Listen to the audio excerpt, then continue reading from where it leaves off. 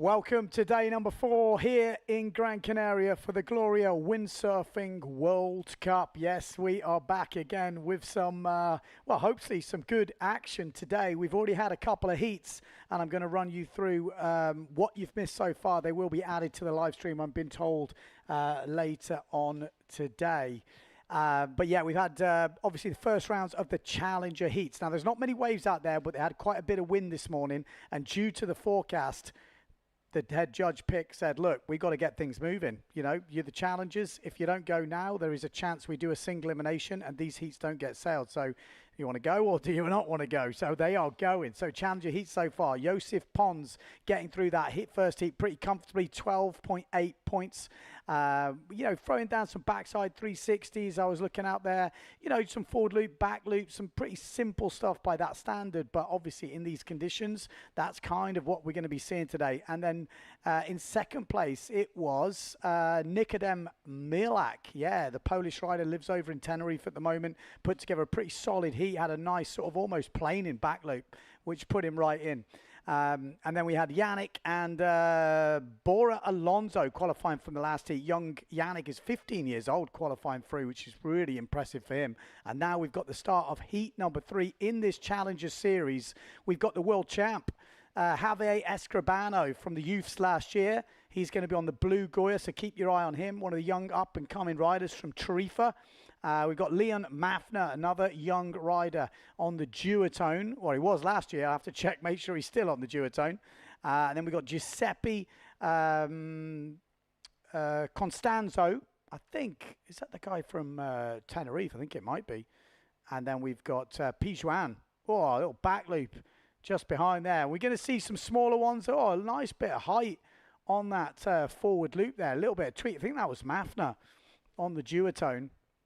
That's Escribano on the Blue Goya. So Blue Goya, Escribano. This is quite a good angle to look from because you get to see it, and that drone angle looking back because we've got 4 riders in the heat. So literally, we've got to try and spot all 4 riders. Little sneaky back loop there from Escribano, getting a little bit wet on the landing. So I think what you'll find is the landings are going to count for a lot in these type of conditions because we're going to see a lot of small back loops, small forwards, and it is going to really come down to the landings. That's Pijuan trying to ride all the way onto the rocks there.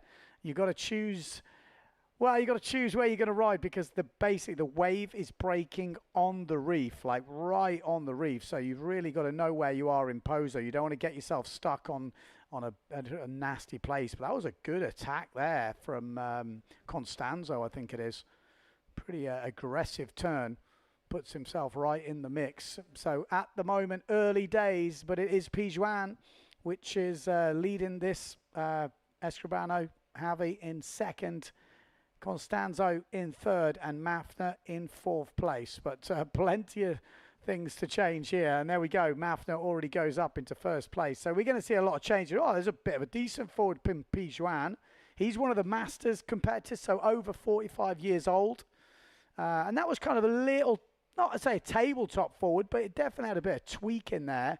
And a good bit of height. So I'd say that's going to be on the higher scoring jump side. And it will give us a bit of an idea of the range which the judges are going for. That's what we've got to look at now because the range and the scale will be different to a kind of big day in Pozo when, things are going off. So I have a feeling they're going to have to extend that bottom end of the scale. We'll see because this is the first heat I've kind of watched with the live scoring. There we go. Jump. That forward loop scoring a 3.03. That gives you an idea of the scale. So I would say that forward probably from Javi, maybe the same, maybe a little bit lower than Pijuan. But we're going to see in that 3 territory, you're going to see it's going to come down to really small margins. If someone can pull out a sneaky double, maybe they can get a gust, a real strong gust and use that power to spin them round. But yeah, Pijuan for that forward loop, 3.03. I thought they might have increased that sort of lower range of the scale, but doesn't seem to. I think it looks like they're going to keep that whole thing as is. Javi's got a 2.45 for his forward. So, yeah, 0.5 less. So, it's just going to come. The heats are going to be close. No doubt about it. Oh, the master is pulling him out. He's had a nice forward. He's had a back loop. He's had some waves. So Pijuan is setting the pace right now. Like I said, from what we've seen already, Yannick Kobe, who is, well, Yannick Gonzalez, whichever way you want to call him, he is one of the up-and-coming riders. I actually featured him in the training diaries. He learned to push loop in literally a couple of days here in Pozo. Really cool to see. He's got a decent back loop on him, and he actually won that second heat.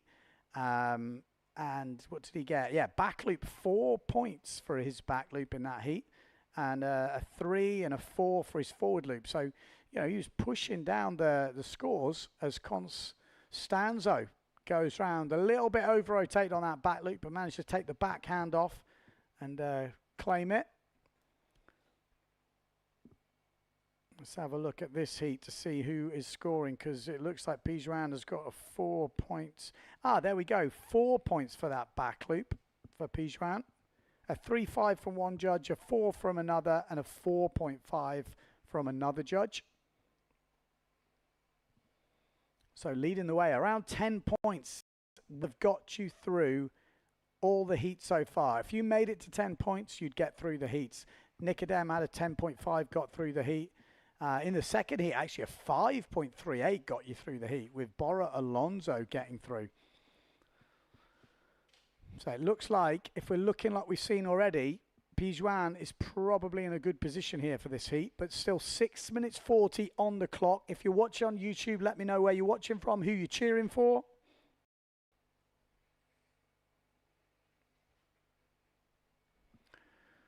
Someone on here saying the forecast, unfortunately, doesn't look good for the next days.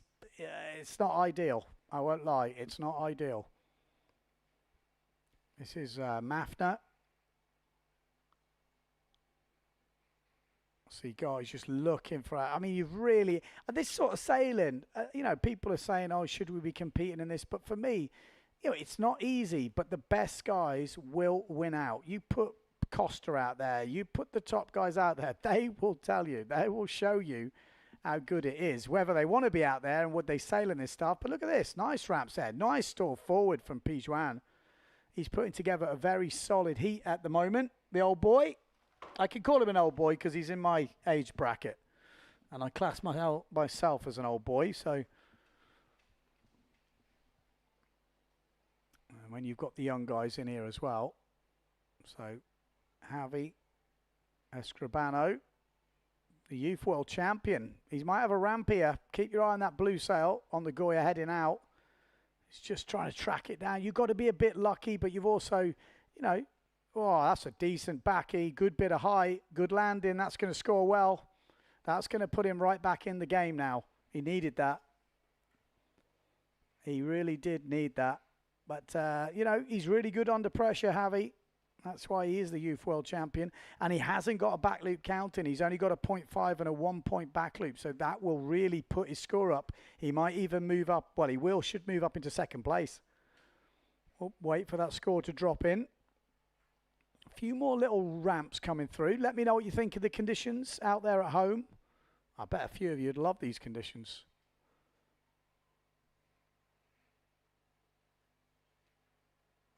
Leon Mafna has moved up a little bit, 9.8 points.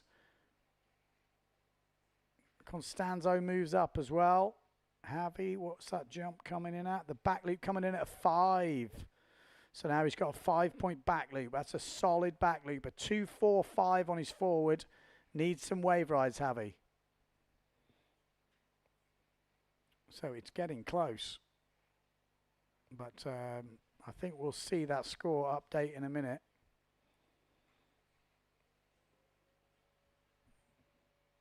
Yeah, on my scoring, Javi's got 7.5. I think there's a few updates to come on the live scoring, but I've got Javi on Javi on 9.45.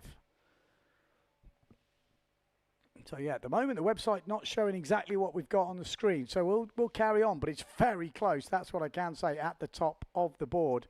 Javi on 9.2 on there, 9.42 for Constanzo, and then Pijuan moves up to 10.87. Now 10.87 would have put him through any of the other heats. We've got 3 minutes 20 on the clock, Small waves coming through here in Pozo, Gran Canaria for the Gloria Windsurfing World Cup.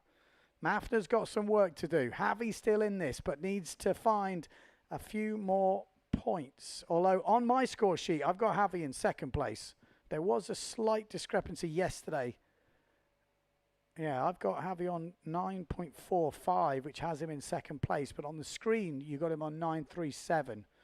So not quite sure which one is correct. Yesterday, the website was the one that was displaying the correct scores.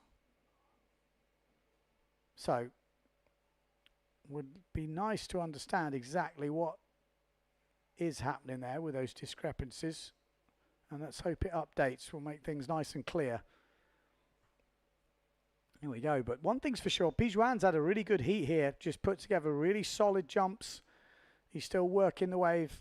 Javi needs a better wave, needs to just find a lip to hit. I know how those judges are marking, and if you can find a good front side hit with a bit of connection, you're going to score some points, especially if you can get that second turn as well.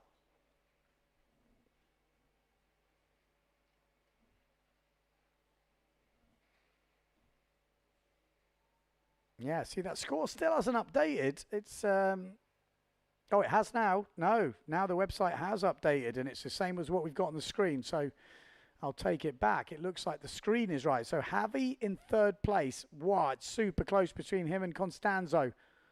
This could come right down to the wire with 1 minute 40 to go. So Constanzo is on the Neil Pride, so second from your left. Javi on the blue Goya sail. Looks like Mafna's got too much work to do, or has he? He gets a decent back loop, not the best of landings. That's going to hurt his score. This is Constanzo on the Neil Pride. Furthest guy out. Goes for the, oh, big forward. Really clean landing. Wow, that could change things. Constanzo, forward loop. What is it scoring at the moment? A 3. I think he might upgrade that forward loop. He's going to actually edge out a few more points. We'll have to see what the judges give it. But for me, he's got 2.75 on that forward loop. I think he's going to upgrade that. That was a decent height, good landing.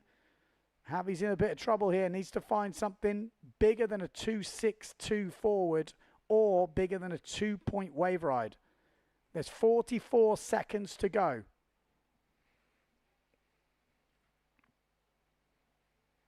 Waiting for that forward to lock in. I'm still getting to grips with this scoring system and how to look it up. But I've got no shot at the moment. There we go. Javi. Yeah, not seeing any change in that score. That forward didn't seem to change, actually. Interestingly.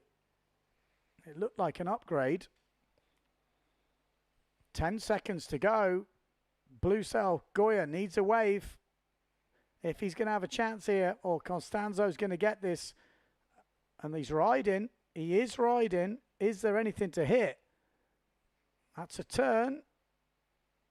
That's not a lot there. It's not. I don't think it's worth more than 2 points, is it? Wow.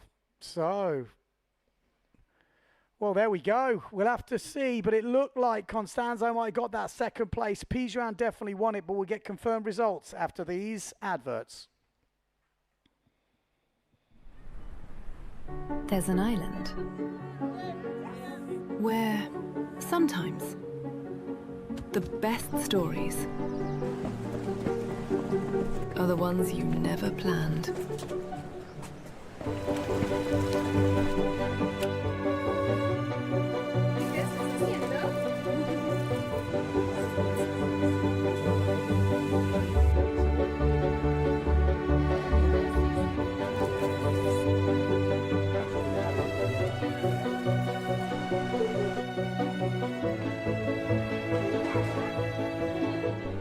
Gran Canaria, an unscripted island.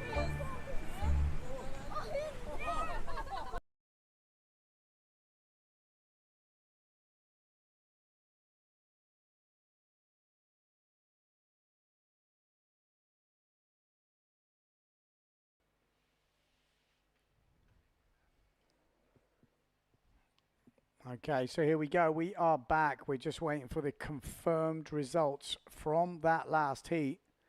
What scores will get locked in? It did look like Constanzo was in second place. Pijuan definitely took the win. Like I said, seems to be over 10 points was getting you through. And there we go. Confirmation. Tony Pijuan, 10.87, gets through to the next round. Giuseppe Constanzo, just 0.2. I mean, that's nothing. However, you'll be looking at those results thinking, and this is the next heat on the water. So we got Takumi, one of the freestylers. This could suit him. Well, are we going to see the shifty? We know he's got it in his bag. We got Koa Fabio. We got Tio in this and Nikos from Greece. So that is how we are looking. Argentina. Nicoletti. Okay, new name for me. Tio Nicoletti. And Nikos from Greece, I think he'll be known. Looks like be interested to see how these boys stack up. You can see Koa's one of the young crew coming in from Maui. He's a bit of a waterman. He's got some skills. He only hasn't been windsurfing very long, but he's been hanging out with the Swifts and all these sort of guys, and he's kind of been pulled into the windsurfing scene. First saw him last year in his first event, and I think someone said he'd only been sailing. It was ridiculously short. It was like a year or something. Oh, look at that. Perfect planing forward from, I think, Takumi, the Japanese freestyler. I mean, he did pretty well in the waves, but planing forward. I think we're going to see the shifty as well. We are getting a bit of interference here on our live stream. I hope you guys at home aren't getting it, but keep your eye on that Severn sail. No doubt, I think we'll see the shifty. I think it's going to be a pretty decent point scorer. He's had the planing forward, 2 planing forwards on that first run from Takumi.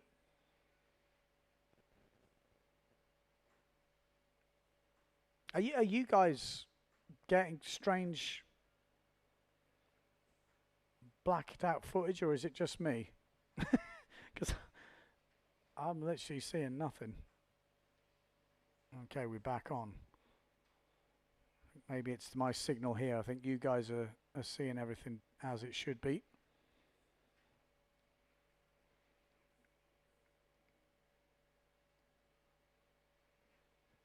Okay, so waiting for some scores to drop in. Well, there's been some moves thrown down, but no scores so far. There we go. Takumi, 3.25 for that forward loop. Nikos with a wave ride, 1.88. Koa, just with a little jump. Not scoring that he'd want to be a counter, put it that way.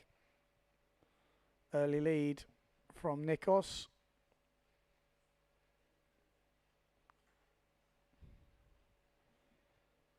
I will attempt Nikos' second name in a bit, but stay tuned. It should be interesting.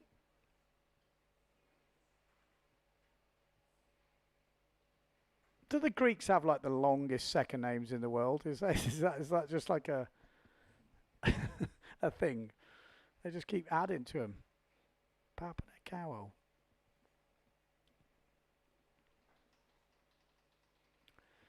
Takumi. I mean, we did have a lot of wind yesterday morning, and as it heated up, the wind kind of dropped. I'm not sure we're going to see that today. Let's stay tuned. Let's hope that wind stays up, because with the small waves, it's not so bad as long as we've got wind. But if we start getting lighter winds than the small waves, although the waves actually look a lot better than they did when we started. There's actually a few little lines coming in. And there we go. Forward loop from Koa. Just gets a bit wet on the landing. Like I said, he's really not been windsurfing very long. Maybe someone can tell me in the chat, but I seem to remember it being ridiculously short last year, like a year or something like that. It was kind of crazy. Oh, back loop attempt on the Severn, the green Severn. So Koa's on the Nash, furthest on the left, top out, furthest out, I should say, on the left of your screen. And then we've got Takumi on the Severn.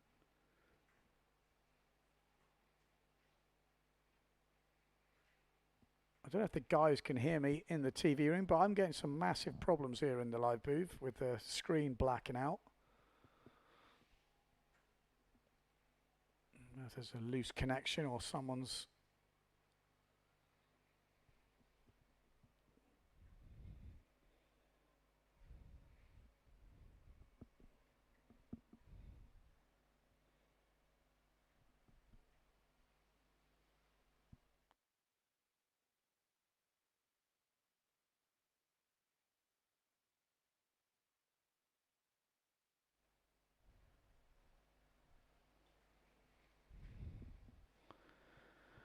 So Takumi leading the way, 8.13. He's had a wave score of a 4.38. Pretty solid.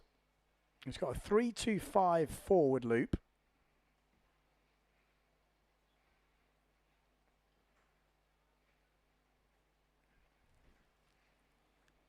And that is definitely leading the way. 8 points at the moment. Like I said, Takumi's freestyle skills in these type of conditions could help. He's obviously still got to do stuff on the wave, but that backside shaka on the wave is going to score. You know, shifty on the way out is going to score.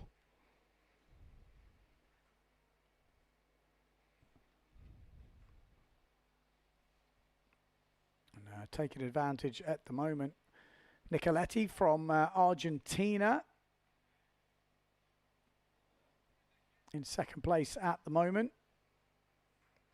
Nikos from Greece in third, and then Koa in fourth place. This is the fourth heat of the Challenger Series. We've already seen Yannick Kobe going through, Josef Pons getting through, Giuseppe Constanzo getting through. We've got Nicodem Merlak getting through, Bora Alonso and Tony Pijuan. We're going to have two more riders from this heat getting through.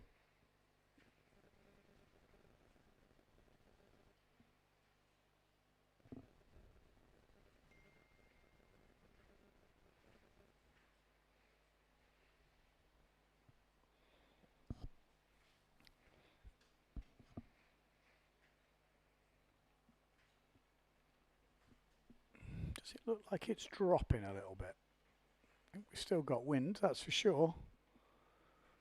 Still planing around, but they're having to like dance with the bunker, you know, really close to the rocks with these smaller waves. So you got to be a little bit careful. But Takumi moves up to 11.51. Pretty decent score, I'd say that. Did he pull off the shifty? I didn't see it.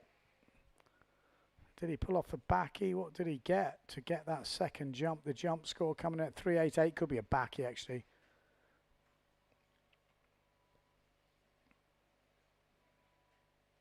I think definitely enough to express yourself and to prove if you're better than the others, let's say.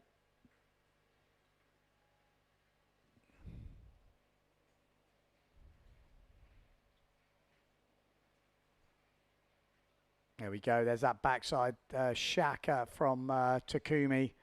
Like I said, these conditions, he's pretty decent when it's wavy as well. But in these little ones, he's got that X factor from his obviously freestyle background. One of the most up and coming, talented freestyles at the moment on the world tour.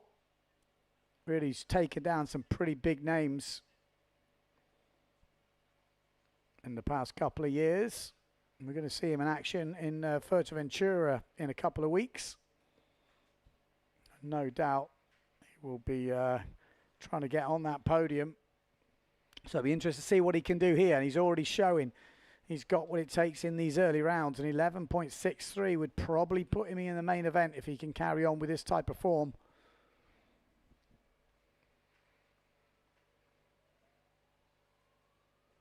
Yeah, it was a back loop that scored 3.5 fours and fours.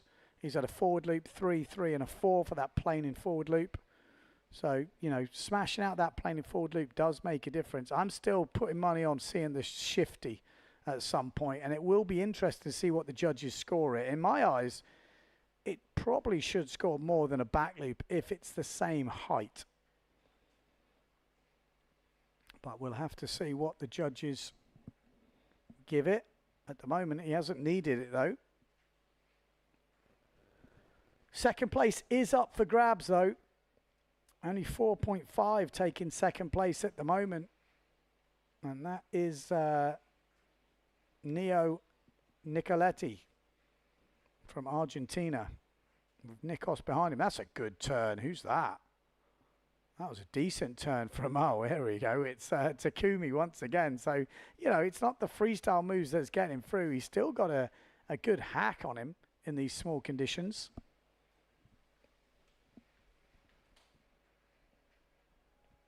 Be really interesting actually to see a freestyle event here in Pozo. I think it's quite a good combo to have wave and freestyle at this event if the money allowed it. You know, to see some of the best freestyles in the world.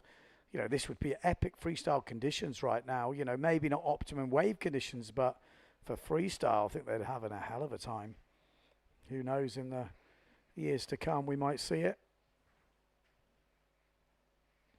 This looks like Takumi. Come on, let's see the shifty down below on the bottom of the screen. Keep your eye on him. He's coming up to the waves now.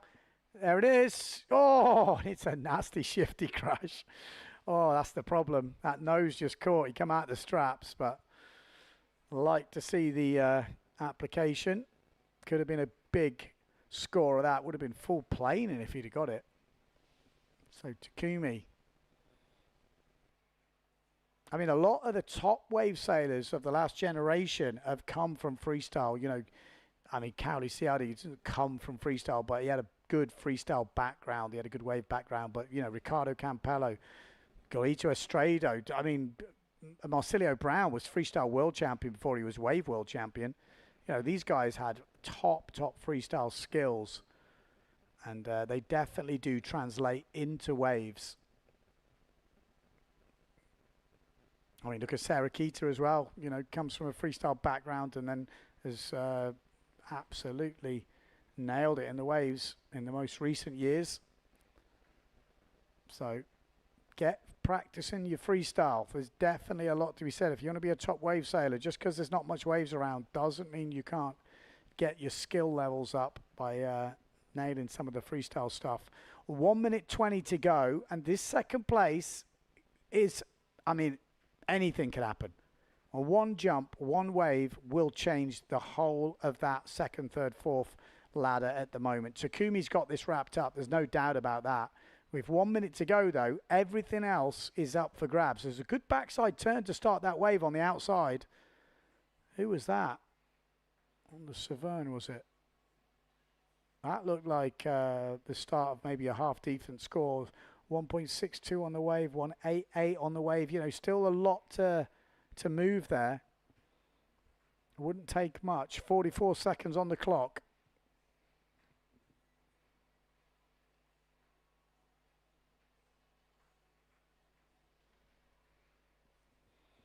"30 seconds on the clock." We're looking for anything that can change the trajectory of this heat. Oh, I'm pretty sure I just heard a hooter. Well, that might be the end of the heat.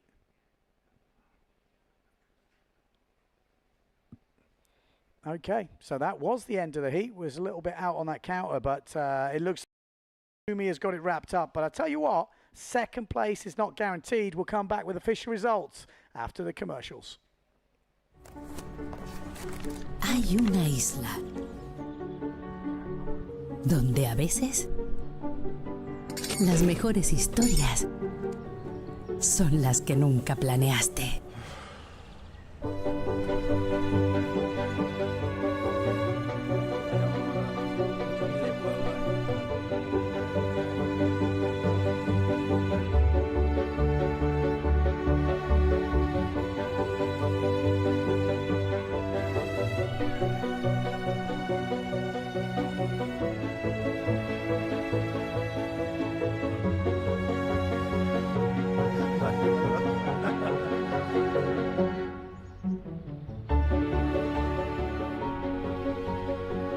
Gran Canaria, una isla sin guión.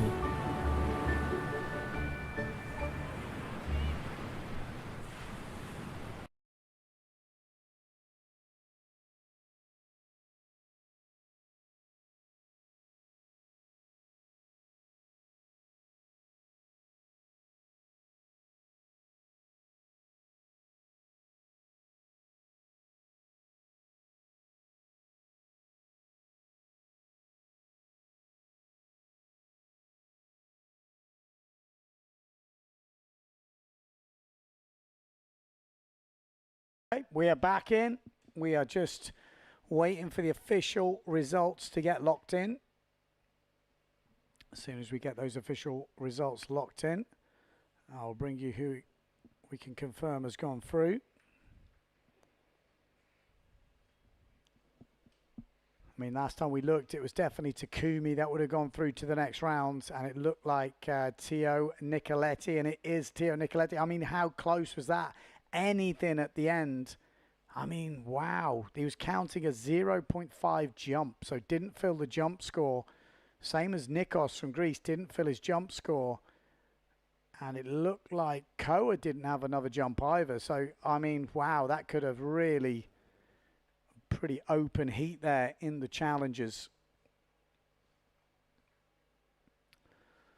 All right. That's it. Oh, we've got women's heat next. Okay, there we go. So we've got Fumi Akita in this one, Trina Gobish. We've got Alina from Spain and Naya Solou from France in this heat. Well, actually, there would look like there was quite a few people, but maybe that was the next heat. No, there we go. It is Fumi Akita from Japan.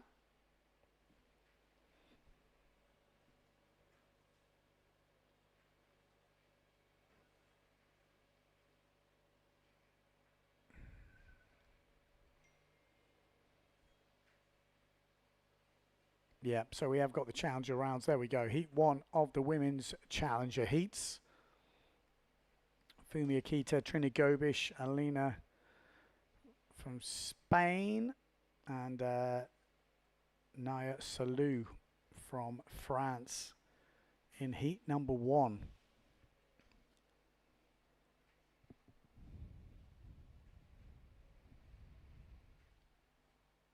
I've just got a black screen in here. I don't know if anyone can hear me, but I literally can't see anything. So if we have, hopefully you guys at home have got.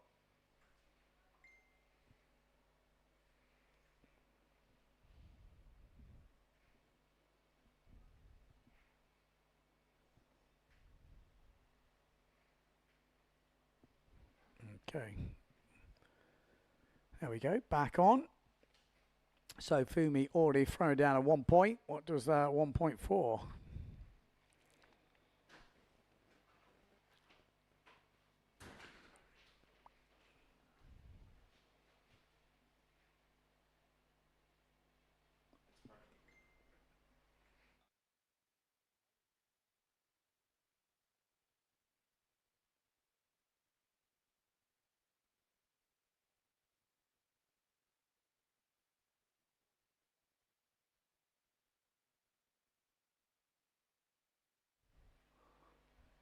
Okay.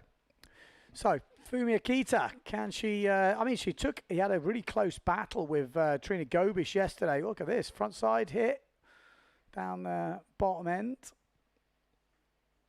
A couple of the young riders obviously trying to get into that main event.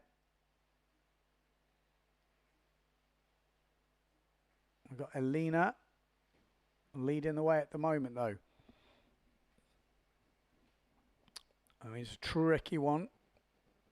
If you get through this, you're still not in the main event. There's 4 challenger rounds.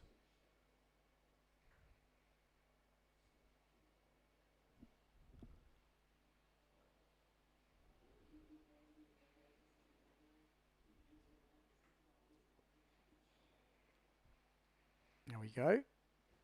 A little go down that bottom end.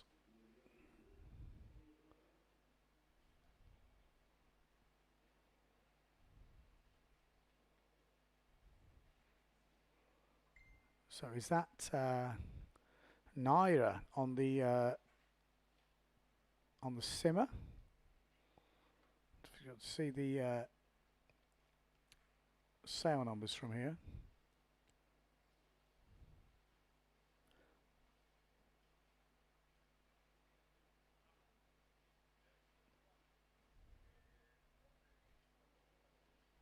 We'll see. Still a few waves coming through.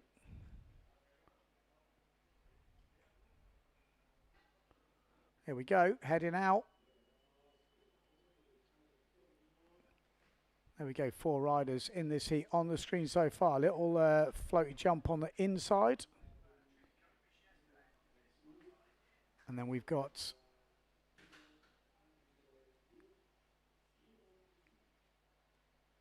the other riders coming in right now, just looking for something to turn on to get some points. Could say it's going to come down really close when you've got small conditions like this. There is going to be some really close decisions going to come down to if you get your bum wet on a landing, if you get your ankles wet, or do you get your, your head wet. These little differences on the landing, you see it in other sports. If they don't land perfect, they don't get the score. And in these conditions, that's what it's going to come down to. It's going to come down to really small margins. So you have to get everything as tight as you can. Everything as clean as you can, because all those tiny bit of differences, those half points here, or even 0.2 of a point here, 0.2 of a point there, will be the game changer when it comes to the end score. So now we're looking at really fine detailing.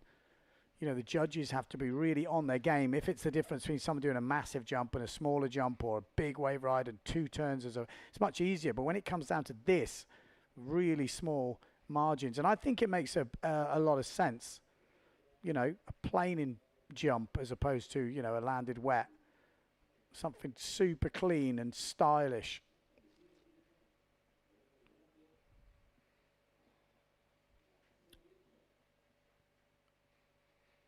So is Naya Salu, is that any relation to Jan Salu? You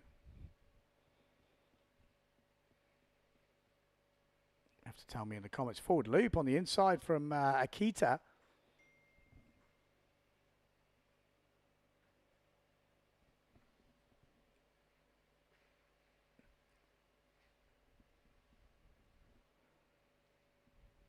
Here we go. This looks like a good setup.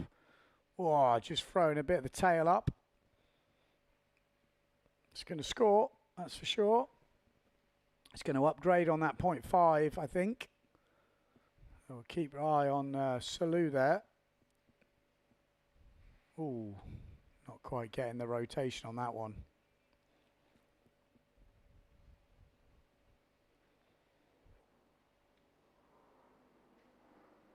Trina Gobish not finding her form just quite at the moment on the duotone. There we go. And bit of movement at the top, couple of waves coming in.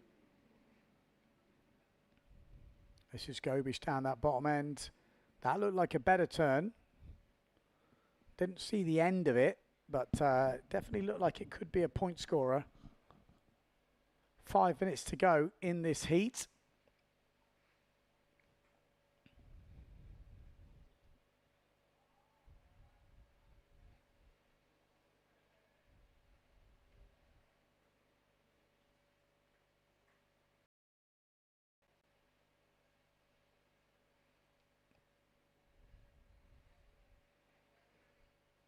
So this looks like Alina, I think, on the starboard.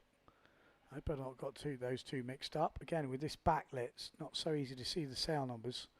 They're new names for me, but the more we see them, the more we'll understand exactly who's who. Here we go, plenty of speed off the beach, straight on. We're going to get that forward loop. That's what we're looking for. Still 4 minutes to go in this heat. And I think there's some, there's some little peaky stunt ramps. I think for a lot of people around the world, this would be kind of dream conditions to learn to forward or to, pull out some little jumps. In a competition, it's not so easy, but I mean, for practicing, for pushing, it's definitely fun. And you can see there's plenty of opportunity. Oh, and Alina. Fumi Akita with the forward loop down on the bunker. You can see actually the bunker there from that drone shot. Little square concrete bunker. That's why it's called the bunker. People ask me, why is it called the bunker bed? It's because there's a little bunker there on the point of Pozo. There we go, nice view of the whole bay and the event site. See Table Mountain in the background? It does look like Table Mountain. I don't care what anyone says. Especially at night when you're sailing around and the sun's going down and you look up there and you can see Lion's Head and Table Mountain. If you've ever been to Cape Town, you'll know what I mean. But on the left-hand side, it's kind of strange. There we go. Fumi Akita getting that 1.12, I think, for the forward loop there. Yeah, 1.12 for that forward loop, and it's put her in the lead.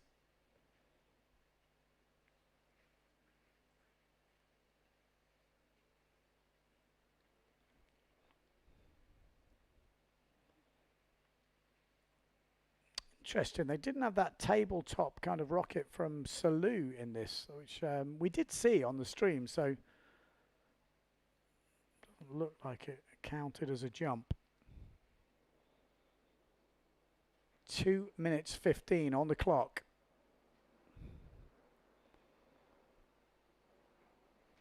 A few of these girls, this will be their first ever PWA event. That is why this challenger group has been added. You know, the whole idea is, okay, the conditions aren't exactly perfect for the pro fleet, but if you're a challenger, this is giving you an opportunity to get into the main event. You know, if we wait for the good conditions, then there's not going to be any for the whole event, so we have to push a little bit in these more marginal conditions. But like I said, I think a lot of you out there will be liking this stuff. I think you can relate to it, probably be dreaming of these conditions, most of you. I know sometimes in Portugal I'd love to have a bit of this bump and jump kind of action. At the moment though, Fumi Akita is going through with 1 minute 20 on the clock, but with the scores so tight, it would only take probably a decent landed jump or a good wave and you could find yourself in the next round. So it's definitely not all over with 1 minute 10 seconds on the clock. Still can't see the cell numbers. It's a little bit backlit, isn't it? Whoa, full speed loop down there from Akita. She doesn't hold back, Fumi. She really does go for it. She's in the under 15s category, so it just goes to show in the future years we're going to have a full charger on our hands because she is pushing the level right now at such a young age. I heard Takuma Sugi had been helping her out with a few things, which is cool to see. They're a friendly bunch, the Japanese riders. Although this year we don't see the Ishii brothers, which is a shame. They've been kind of regulars for the last years.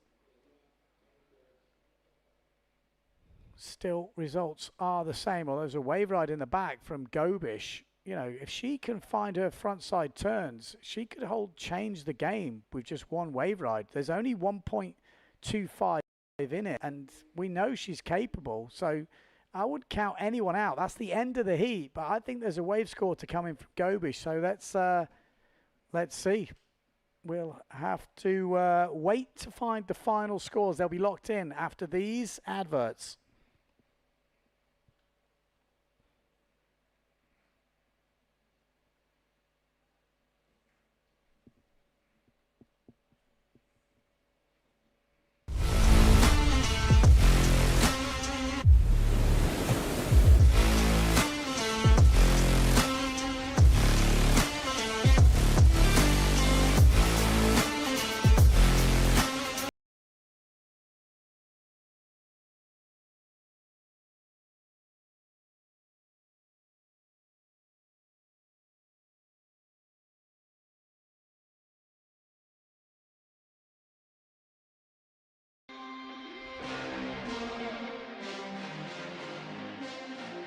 I really love the Dragon because it has a great maneuverability, power and wind range.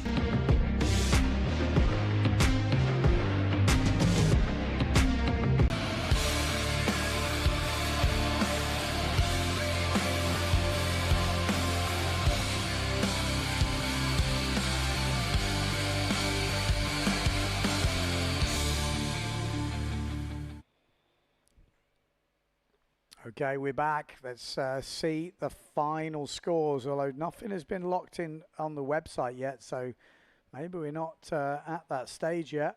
Next heat on the water will be heat number 2. There we go. Scores are, in fact, locked in, and it is Fumi Akita That does go through in first place. In second place, it is Alina. Very close in the end. Grobish did actually make a little bit more headway back up, but still 0.5 off, and obviously Naya as well in third. So Alina and Fumi through to the next round.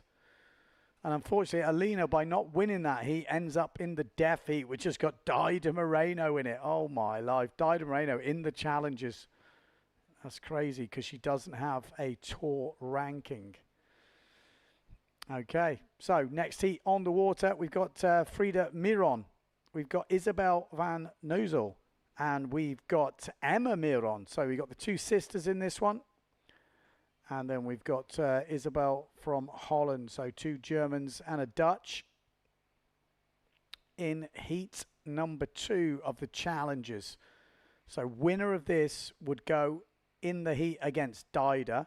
So if you came second, might not be a bad thing. That's all I'm saying. How can you get second? You can't. It's pretty impossible. You've just got to go and sell your best and you end up where you end up. But if you had a choice, I have to say, I'm thinking I want to finish second. Dida Moreno, how many qualified from the next round? I'll explain it as we go through.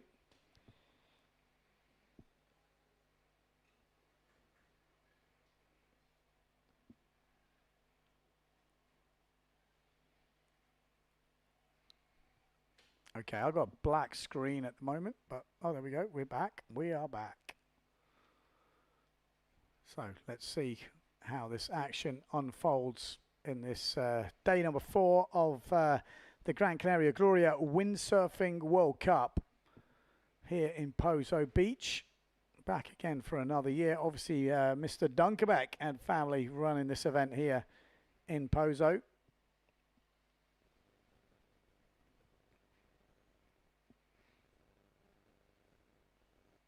And the main partners this year is the WWT.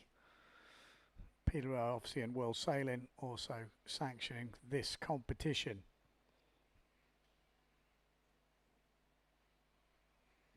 Already first scores coming in, and it is Frida Miron who puts in the first score of 1.38.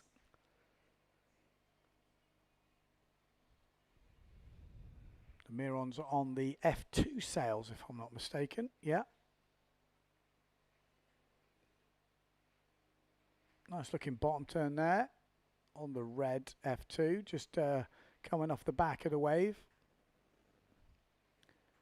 So now you have to work out which one's Frida and which one's Emma.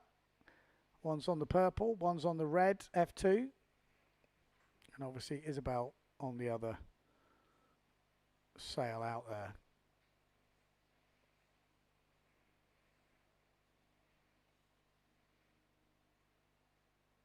So I think, well, so Frida leading, Emma in second, Isabel and Nozel in third place at the moment. There we go. Pretty nice pink board there. Mixing it up. I'm glad to see they've got different colour sails. There was a time, I think, when Dida and Abaya had exactly the same gear, if I'm not mistaken, which is not easy, I can tell you that much. Especially with twins.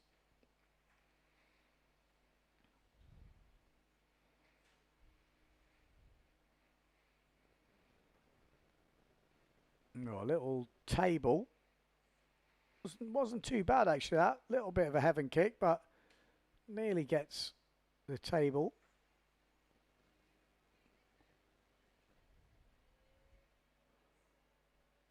Oh, forward loop, nice from both riders there. Looked like Isabel just couldn't sail away from it.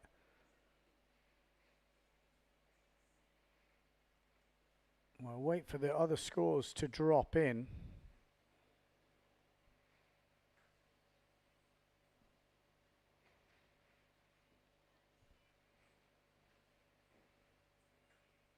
So, it looks like Frida throwing down the moves. I mean, it's good to have a sister pushing you on as well, I'm sure. We've seen that with plenty of siblings over the years, the Pritchards, the Morenos, to name a few.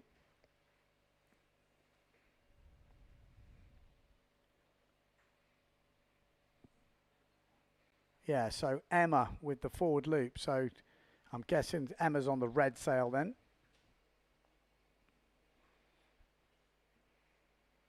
So Emma red, Frida purple by process of elimination. I probably got that wrong now, but...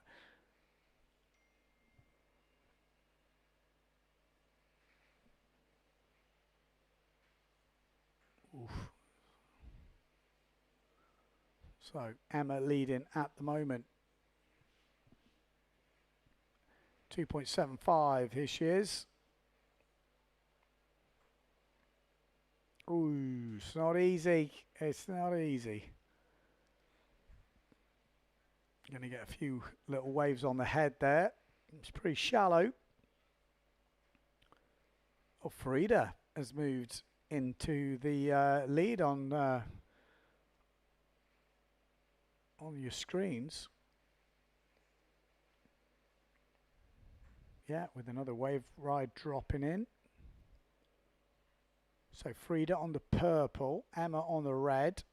Frida leading would go into the Dider heat. Emma Miron would go into the other heat. Like I said, if you had to pick, I don't particularly want Dider. It's almost like, well, that one's already gone. Well, here we go. This is Isabel. We're going to see the forward loop. She's already had one which she didn't quite sail away from. I think she's going to have a good opportunity here. Keep your eye on the duotone on the top left. Oh, couldn't find the right setup. But she's in a good position there on the duotone to find a ramp.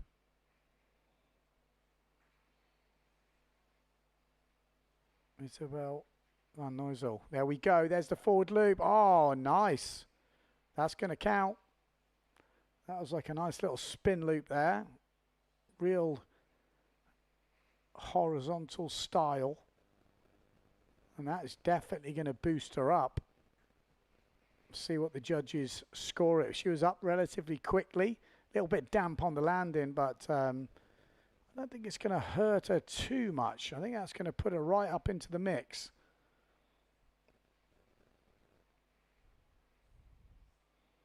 We've got Frida on the inside on this purple F2, Emma on the outside on the red, and Isabel Van Nozel on the duotone. A jump coming in at a 1.45 for that forward loop. Interestingly, still doesn't put her inside the top two. She needs to find a wave ride. Needs to find some front side turns. Emma Miron trying to find one on the outside. 5 minutes left in this heat. Women's Challenger heats. This is to get into the main pro division.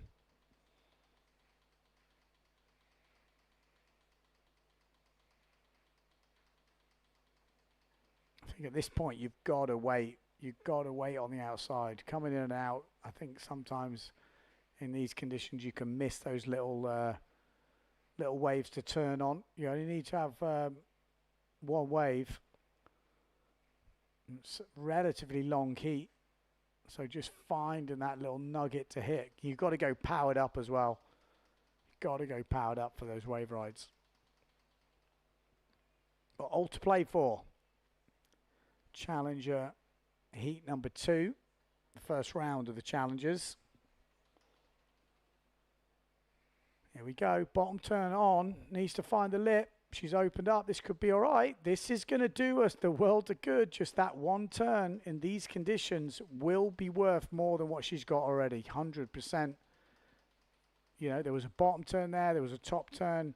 That's definitely worth more than a 0.5 is what she's scoring at the moment. So this could put her into, well, close.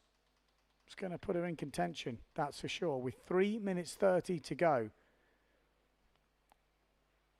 Like I say, just finding that connection will change the game. She gets a 1.12 for that, but she's only got one jump scoring. So now needs a tabletop or something. You can't do 2 jumps the same.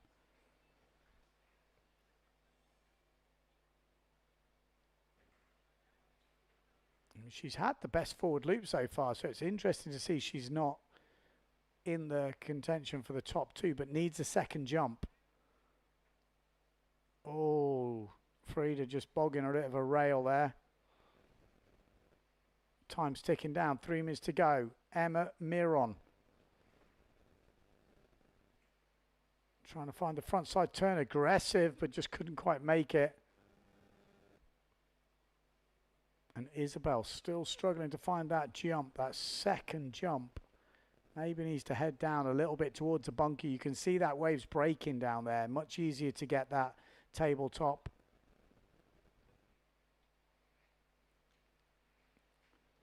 Or shove it, you know, like you try to think of what jumps you can bust out when the conditions aren't great. Forward loop is the obvious one.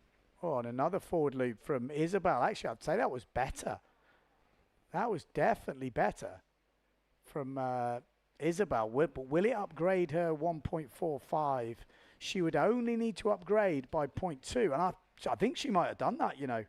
I'm giving her 2 at least. That was a decent forward. I want to see some, you know, we're pushing the bottom of the scale here. So I think we've got to show a bit more. There we go. 2.5 for that forward loop. And that is the difference maker. She's gone up into the lead. She's gone into the lead with that. And I think deservedly so. She's put in a couple of good forwards there. I mean, another jump would obviously seal it. But, yeah, she's picked her way through that heat quite nicely. Still 1 minute 20 on the clock. Isabel van Nooijzel from the Netherlands has moved up into first place, which pushes Frida Miron down into second place and Emma Miron into third. So one of the Miron sisters at the moment is going home. 1 minute to go on the clock. Could we see any changes in the last minute? It doesn't take a lot with scores like this. One wave ride, one jump will change everything.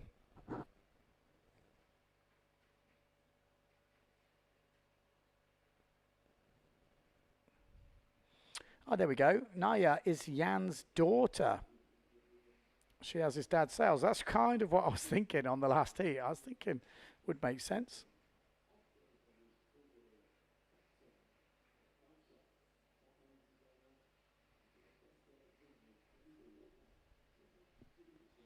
There we go. A few little nugs floated around. Well, are we going to see any changes? 20 seconds left. Look at this. There's a few little waves around. Ooh, will that change things? Frida Miron at the moment in second. Emma in third. Isabel van Nooijzel in first place. Well, that is the end of the heat. We'll have to wait for the confirmation of those scores to get locked in to find out if Frida will claim that second place. Isabel looks like she's got it wrapped up, but let's go to a word from our sponsors.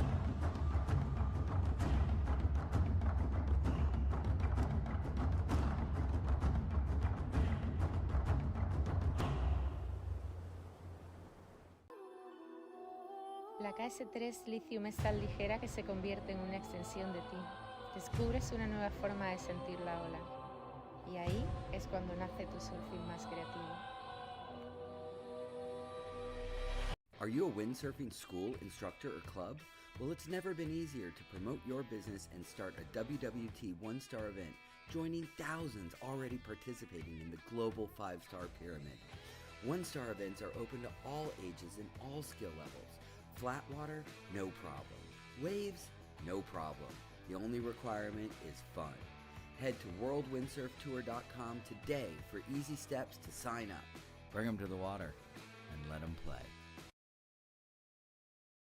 Back ready for another heat. Let's have a see.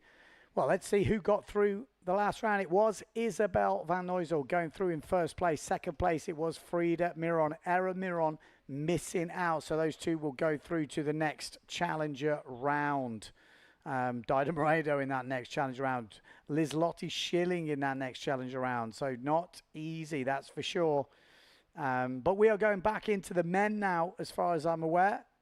We're going back into the challenger round. Let's have a look where we're at. Yes, we've got Joseph Pons is going to be coming up in this next round. Yannick Kobe. We've got Tio Nicoletti. And we've got Giuseppe Constanzo coming up in this next heat. Yeah, we've seen those results now. Let's move on to the men's round. We'll see who's lining up. Are we going to see a double from Pons?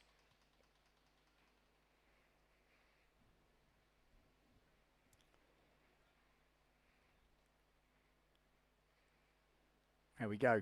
There we go. Giuseppe Constanzo. We've got Tio Nicoletti. We've got Yannick Kobe. And we've got Josip Pons. So Italian, Argentinian, 2 Spanish riders. Obviously Yannick only a young rip. I mean, was he 15 years old, I think, at the moment? And like I said, if you followed the training diaries before Poser, you would have seen he learned to push loop in literally a couple of days, and he was just absolutely on the wall. He qualified through the first round of the challenges. He's now in the second round, and this could be a bit more tricky, but he's definitely got the skills to push on through. Joseph Pons, obviously the top seed in this heat, so let's see how they get on. There he is. That is Joseph Pons on the 0.7. I think we've got Yannick on the pink simmer style. And then we've got the Goya of Nicoletti. And then Constanzo should be on the Neil Pride. There's not many waves out there, but these boys can make it look good. Nice backside turn from Constanzo at the back. Joseph Pons, stall forward, clean landing. Good start to the heat from Pons. Already locking in. Back loop from Yannick. Bit wet on the landing. Well, actually doesn't land it in the end, so that's going to cost him. So I'd say advantage Joseph Pons. Not a bad backside slash from Constanzo to kick things off though as well. So let's see what they do. That 2.38 for that wave from Constanzo. Lovely tack. Don't get points for it, but we can all admire it. Stylish.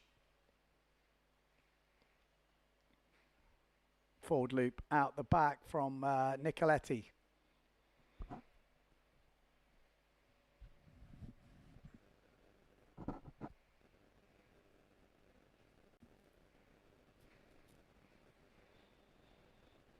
Backside slash from Yannick.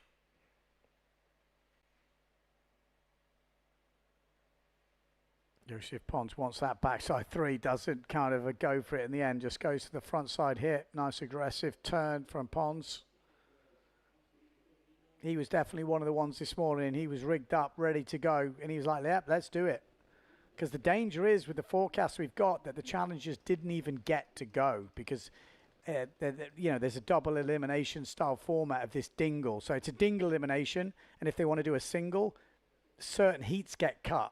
And basically the challengers get cut because the idea of the single is to get a result as quickly as possible. So it means the challengers would have got cut if they don't sail basically today. This is the opportunity to sail. So this is the challenger heats to get into the main pro event. To get through this heat would put you in a 4-man heat with the next 2 going through. So it's still not all over. If you're getting top 2 here, you're still not in the main event. Back loop from Yannick on the outside. He's got that thing dialed, doesn't he? Really has. He's just pumping out those back loops in these early rounds.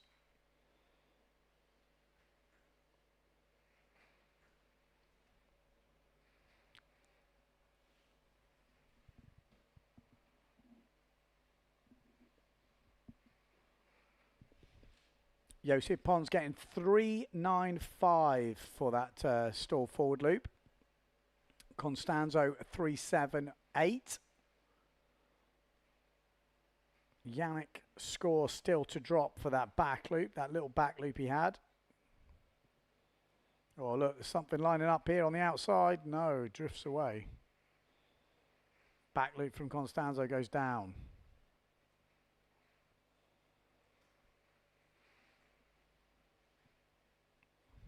Front side from Yannick.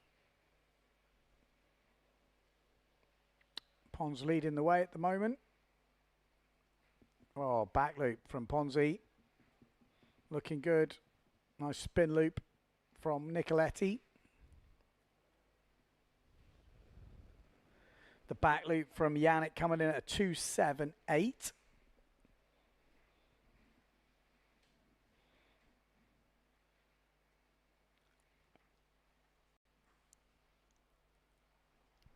Pons moves up to 11.33.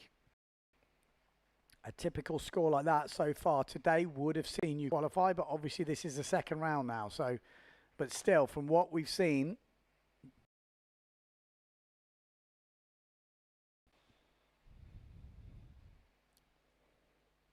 Constanza at the moment in second place, Yannick in third. Plenty of time to go, although we don't have the time on the screen at the moment. Not sure why that is.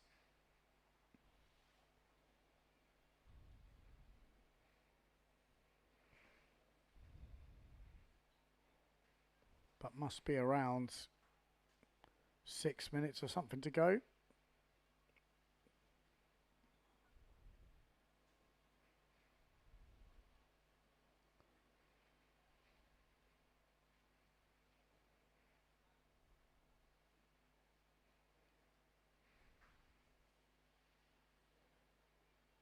Oh, nice turn from Pons there. Going to be extending his lead at the moment. He's working this way all the way in. Oh, nice forward loop from Yannick.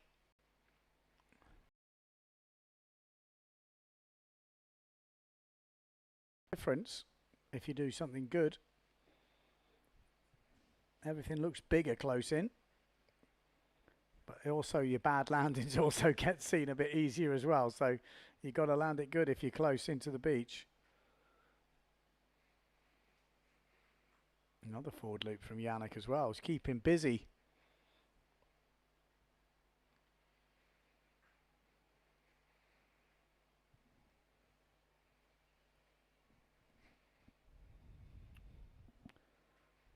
So someone can give me an idea of the time we got left. Well, maybe it finishes at half past, so 6 minutes to go. It's a 12-minute heat. Kind of makes sense. Pons moves on to 13.45. That last wave coming in at 5 points. It looked a good wave. He had plenty of action, plenty of power. And that's what I mean. That's the difference. People saying, oh, the conditions aren't great. But you do see quality shine through. I mean, in all my years of commentating, it's, you know, it's not luck when it's small. You've got to have the skills to push it out. Don't get me wrong. It's not easy. It's definitely not easy. But especially these challenger rounds, you see the cream rise to the top, basically.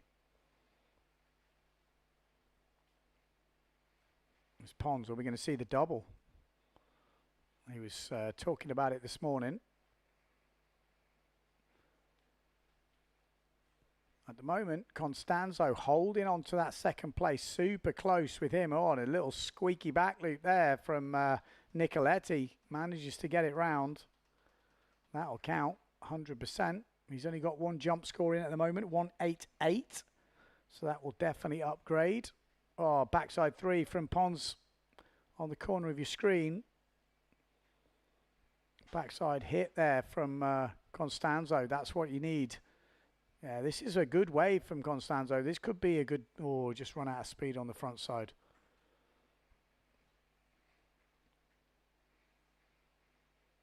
He's still going on the wave, though. He's not giving up on it. Well, he does in the end. So Constanzo and Yannick having a good battle here. Not much in it in terms of points, just 0.1. Yannick on the outside, underneath the drone. Can he find a ramp? Ooh.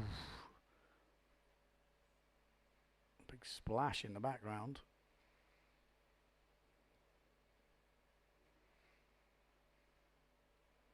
Constanzo heading out.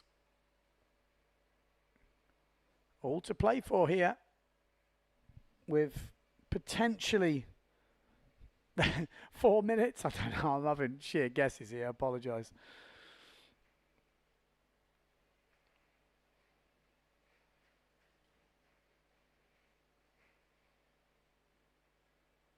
Backside little air there from Yannick. Oh, I tell you what, Nicoletti has just moved up into second place. Look at how tight the scores are.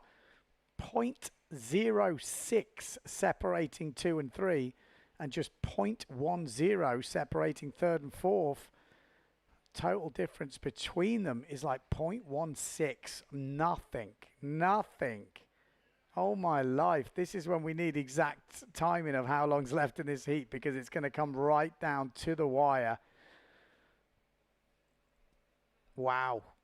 Level. Giuseppe moves up. I think that wave score coming in at 3. It's actually moved him into second place cleanly now. Nearly a point ahead.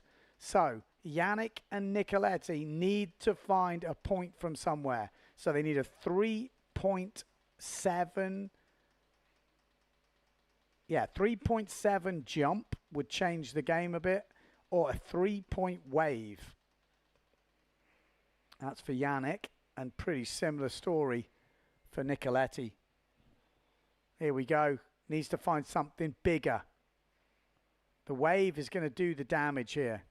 3.25. That's where he's made the difference, Constanzo. Not long left in this heat. Yannick Cove, oh, he wanted the backy and just got tagged on the takeoff. Took away the momentum.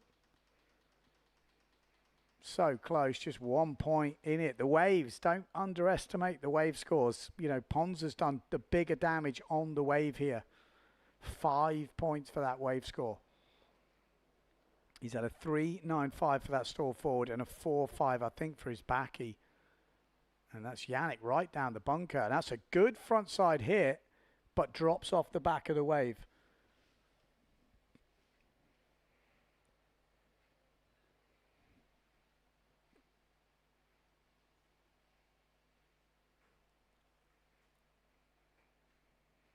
Nice tack on the inside.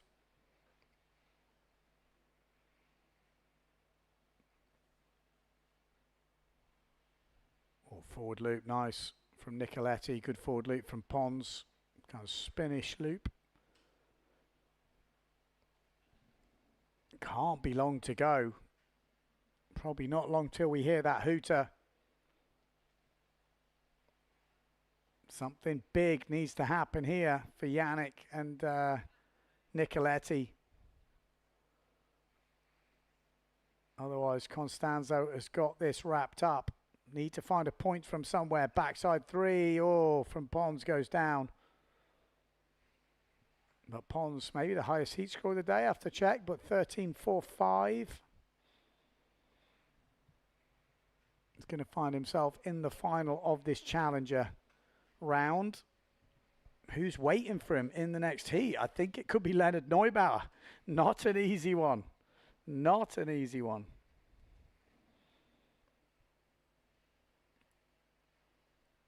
We've got Carlos Kiefer, Michael Viskovitz in the heat number 2, and Mark Alonso and Leonard Neubauer in the heat number 1. There we go. The heat is over, so that is it. We'll come back with the official results after a word from our sponsors.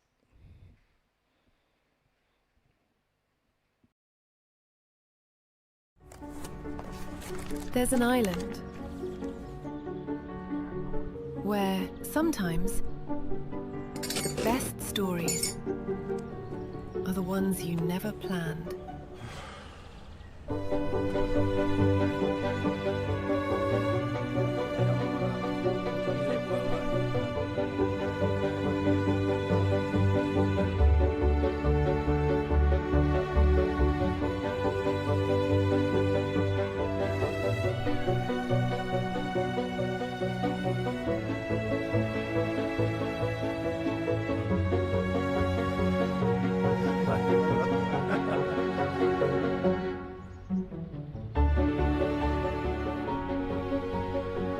Gran Canaria, an unscripted island.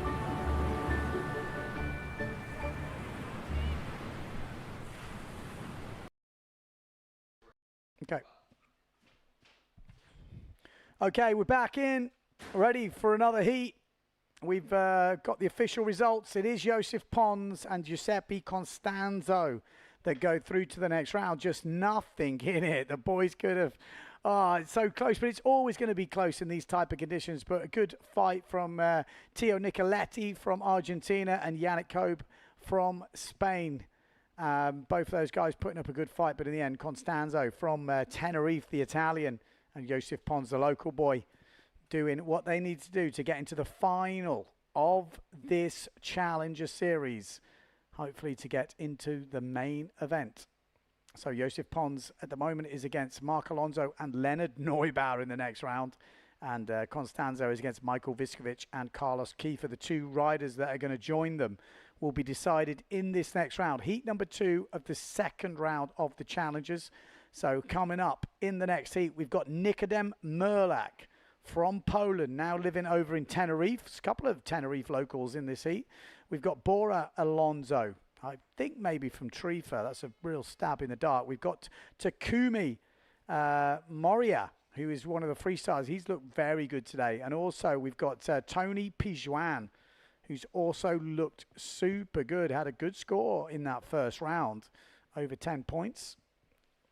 Highest heat score we've seen, though, has been from Pons, who is the probably top seed.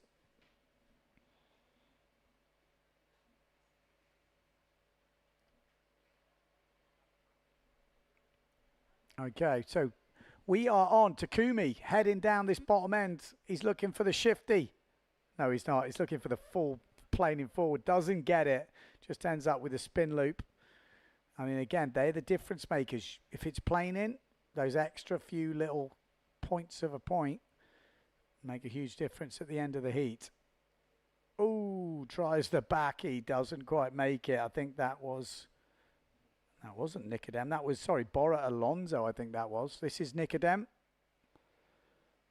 Looking for that back loop. Backside Shaka from Takumi. Look at this. Keep your eye on Nikodem on the yellow Goya. Oh, he doesn't make it. It looked like a nice ramp. Kind of saw him approaching. It looked good. Bam. Clean forward from Pijuan.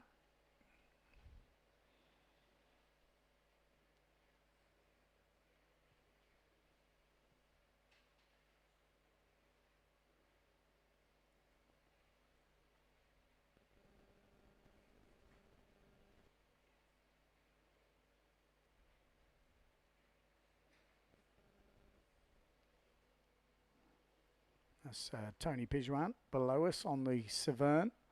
Nikodem Merlak on the Goya. We've got Alonso, I think, on the F2. And then obviously Takumi on the Severn as well. So Nikodem Merlak. Anyone remember the training diaries back in the day with the Polish warm-up? That was Nikodem. Oh, nice. Stall forward from Alonso.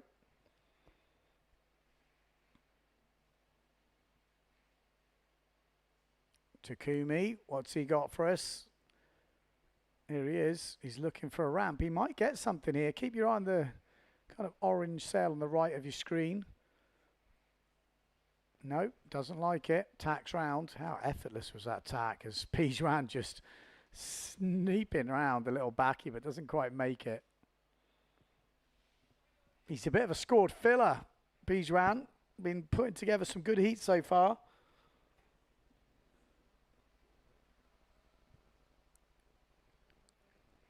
Forward loop from Nikodem.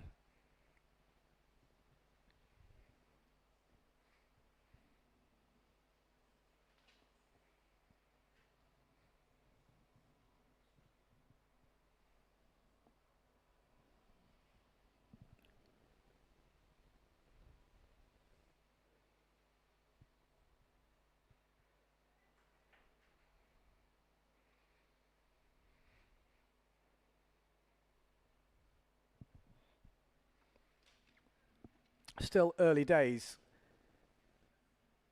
in this heat. So every heat should finish on the quarter of an hour. So obviously this heat will finish at 11:45. So if you don't have the timer on, just to give you guys at home a bit of an idea, obviously there's some technical problems with the timer, but we've got about 8 minutes left in this heat.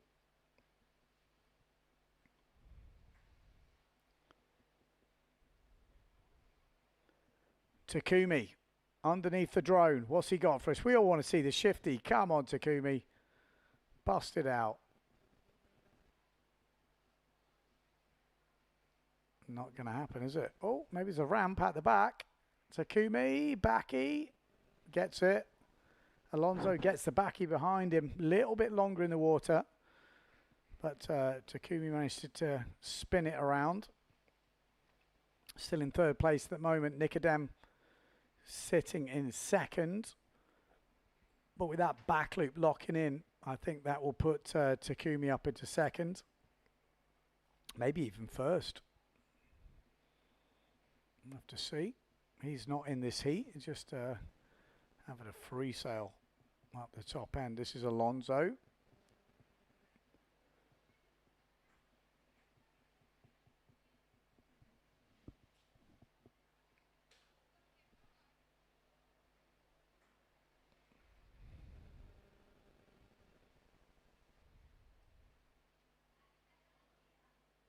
Oh, backside to Shaka there from Takumi, but just goes down.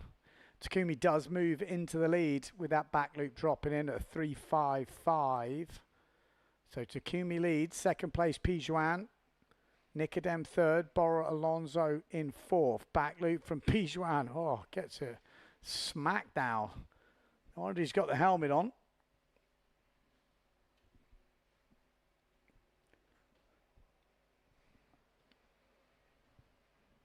About 6 minutes to go.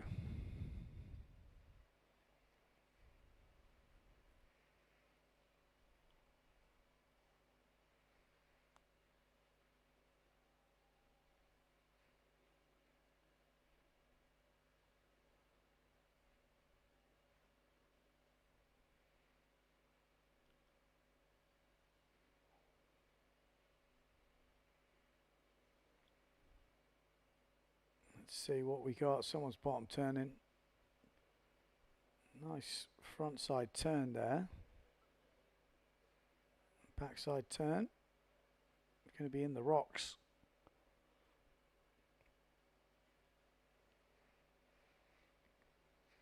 All to play for. Look how close it is. 6.2. I mean, that's what you're going to see. When the conditions are average at best, the scores...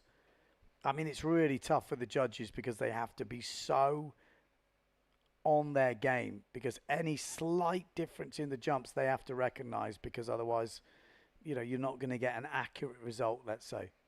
So every little bit of difference makes. So if you get your hand off on a jump, if you get the landing planing rather than just slightly moving or wet, these little tiny differences, which maybe don't have as big a say in the matter, in conditions like this, make all the difference. Nice forward loop there from Tony Pijuan.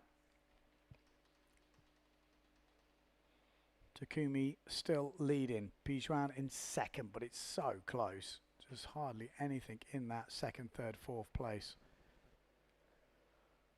We still haven't seen the shifty yet. I'm going to keep calling it till we see it, but maybe we need a bit more wind.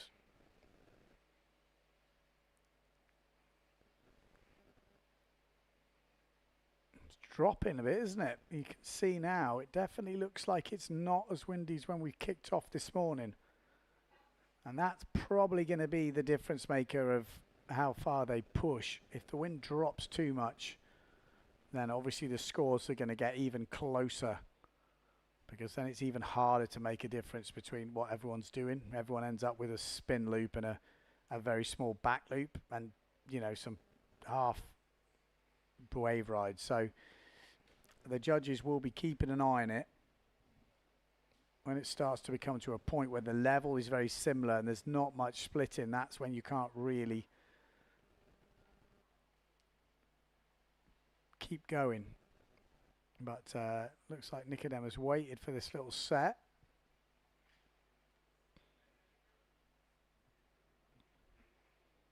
Back loop out the back from Nicodem doesn't make it.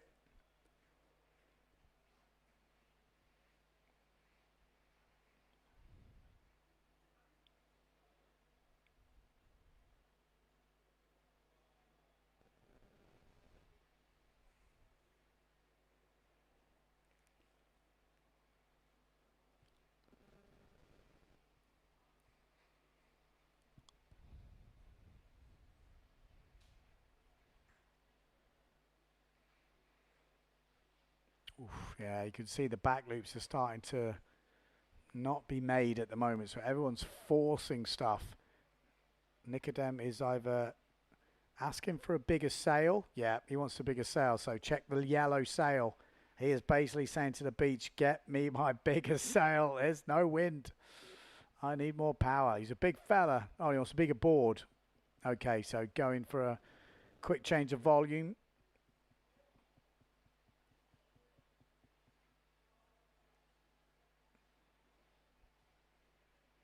Yeah, a bit more volume for Nicodem, I think. You're not really gaining much by not having enough volume out there at the moment. There's no power from the wave. There's no power from the wind.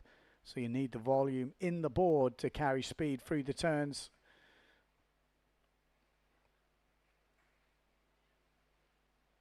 Not the easiest place to be a caddy, Pozo. I thought he might have gone for a bigger sail, to be honest. It looked like it had dropped to it.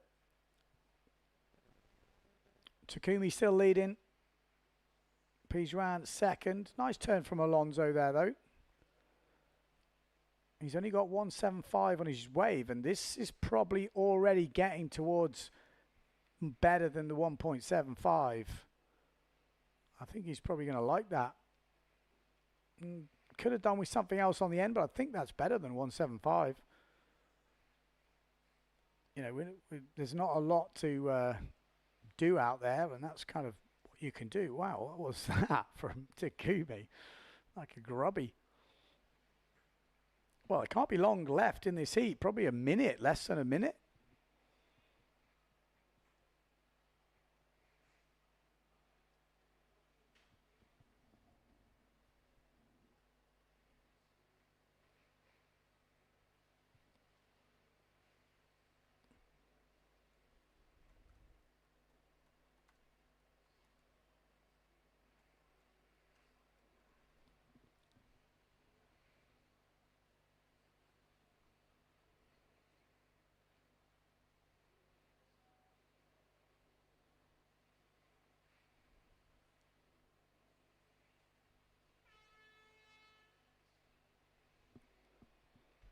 Okay, I've started my own timer.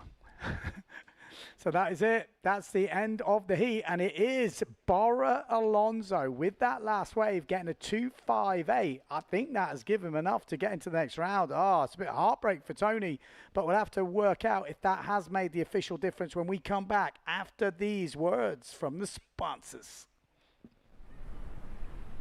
Hay una isla donde a veces las mejores historias son las que nunca planeaste.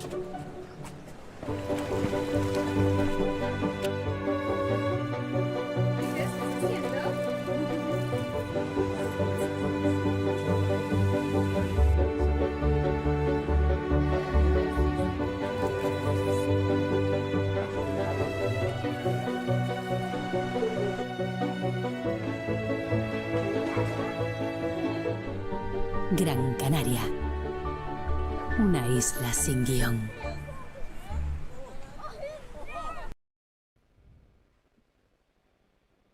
Okay, we are back. We are back. We are back. And it is official. Takumi gets through to the finals of this Challenger rounds in the World Cup. And Bora Alonso gets through with that last wave ride, pushing Tony into third.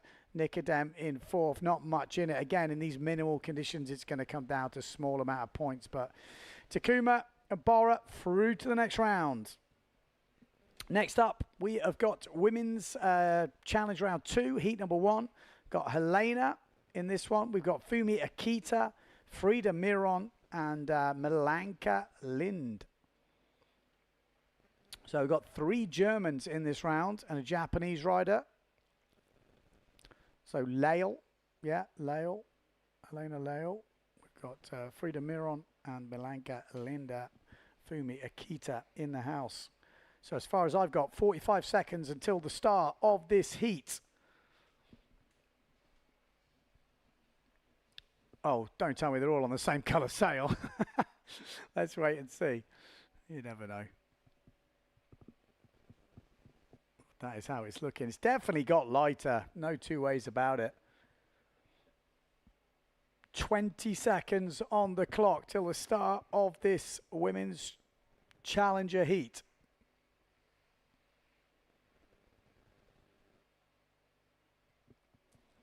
Ten seconds to go as they are getting welled up, right up. Here we go. They're all going to start accelerating now. You want to just go off the bother. There we go. That is the start of the heat.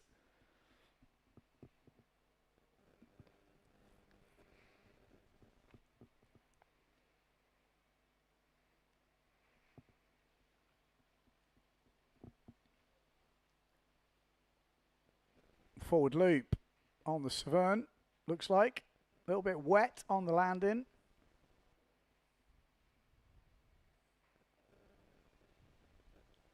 Full German attack on this heat. 3 Germans. Shows that the Germans coming in strong in the ladies division in this Challenger round, all trying to get into the main event.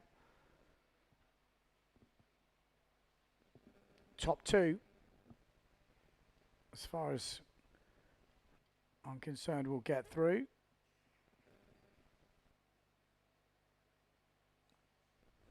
Ooh. A few warming up by the looks of it. Yeah, top 2 from this get through to the main event. So it's a big one.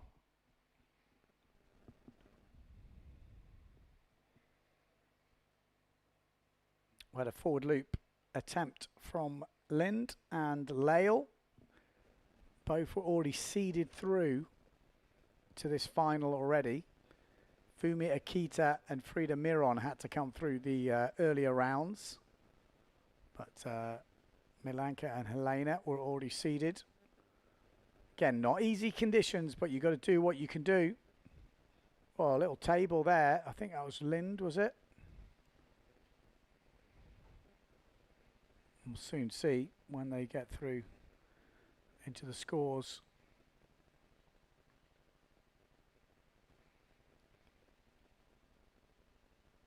Frida Miron has actually taken the lead with a 1.5 on her first wave.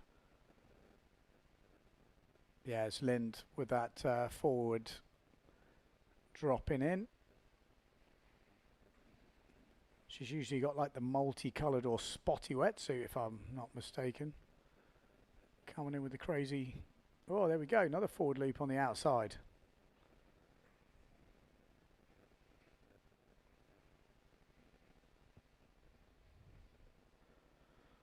So we've got 2 rounds, 2 heats from the women now. We've got the these are the 2 finals, basically top 2 from both of these. Oh, it was a nasty one. Go through into the main women's draw, and then the second heat we've actually got some big names in that. Liz-Lotte Schillingen and Dida Moreno, Isabel van Neuzel and Alina also coming up. Oh, nice. That was pretty tasty. Was that Lael? I think it might have been.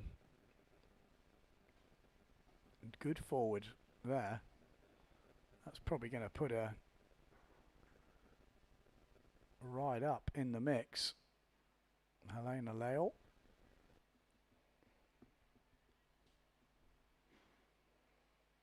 Yeah, there we go. Helena Lael, 2.62 for that forward loop. Really solid.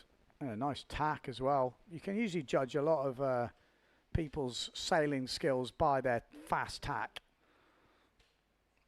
It's not an easy move, but when done well, it looks easy, looks seamless. I think some of the best guys in the world have got some of the best tacks in the world, obviously. It may sound a bit obvious, but Jager Stone's got one of the best, you know, Marino Gill, Paré, all those guys just got an epic tack on them. Milanka Lind goes back into the lead. Wave scores coming in at a 1, jump a 1 and a 1.12, so filled her score sheet. So takes an early lead here.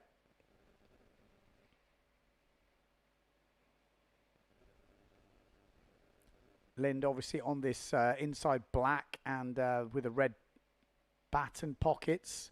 Severn. And then we've got Lael, who's on the bright orange Severn. We've got Fumi Akita on this white and red Severn. And then Frida Miron on the purple F2 sail. Right on the inside.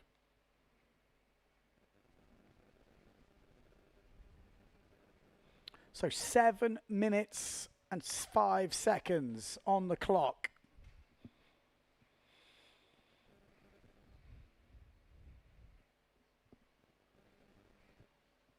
A few little ramps around. You know, is it epic? No, but is it contestable? Yes. Forward loop on the outside from Akita, or from Fumi Akita. She's going to get back into this. The forward loop. It's going to come down to very small scores at the end of this, I have a feeling. Very much a tight heat.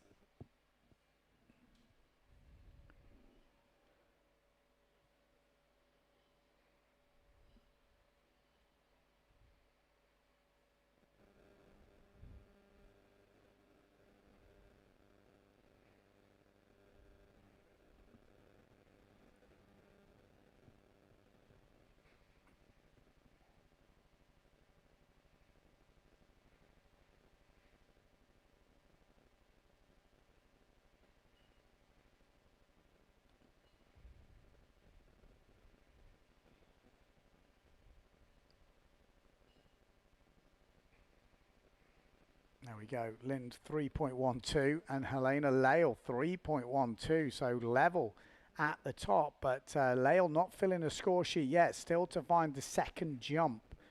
If she finds that second jump, she's going to extend at the top. But I'm sure we're going to see other scores moving around as well. Waves do seem to be the place where you can actually make the biggest gains. But they're also one of the hardest things to find, which obviously those two things go together. And you're going to have to dice with the rocks if you want to get close to those breaking waves. That's also the slight problem.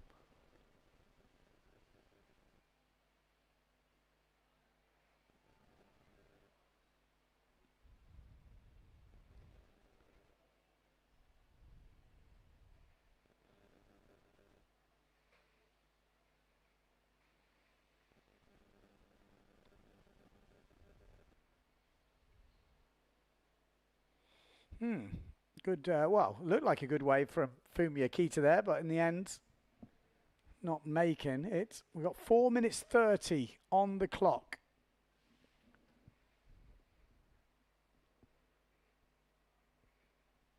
Wind has definitely dropped since this morning. Still wind out there, but it's definitely not as strong, especially on this inside. Really hard to keep the power through the wave rides. Even getting going now, you can see some of the girls are struggling.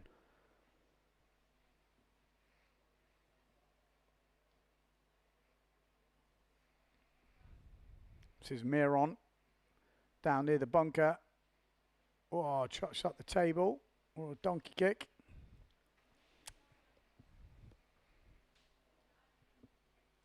Three minutes 45 on the clock.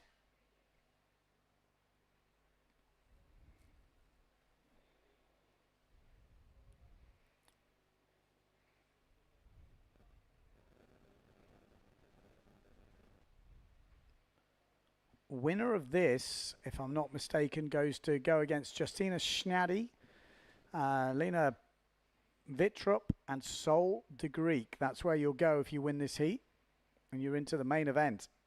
Second place. in this heat goes against Alexia Kiefer, Maria Behrings, and Sybil Boda.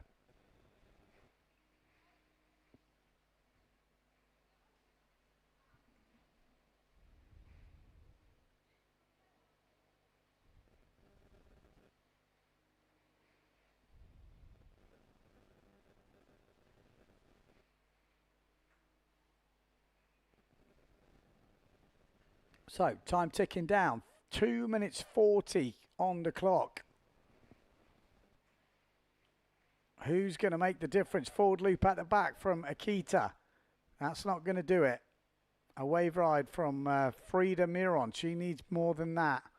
So at the moment, definitely advantage Lind and Lael, the two Germans at the top right now.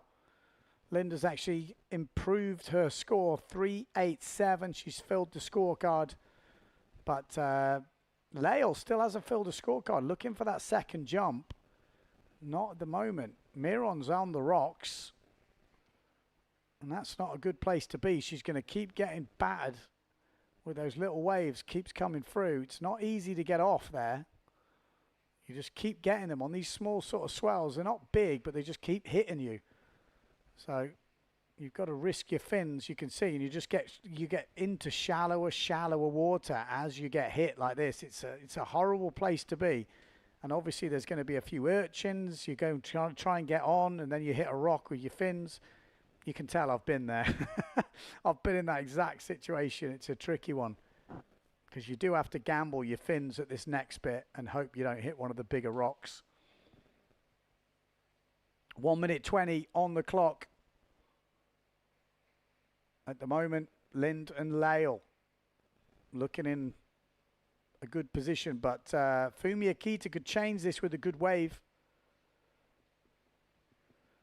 Where is Fumi? She's on the white sail, isn't she? And we're not seeing her at the moment. 55 seconds on the clock, 50 seconds. Time ticking down. Miron looks like that's going to be over for her. She's not going to get off there in time to get any sort of score.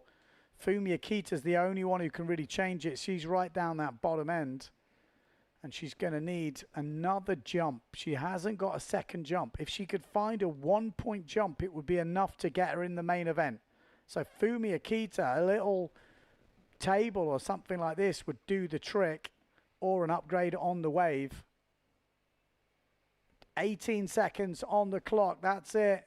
There's a little table from Miron. That'll score, but it's not going to get her up into second place.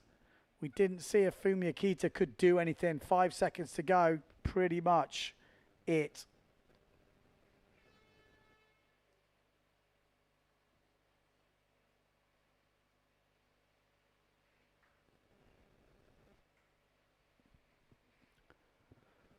Well, there we go. That is it for the heat. We'll have to see the official scores when they get locked in, but we're going to go and have a word with the sponsors.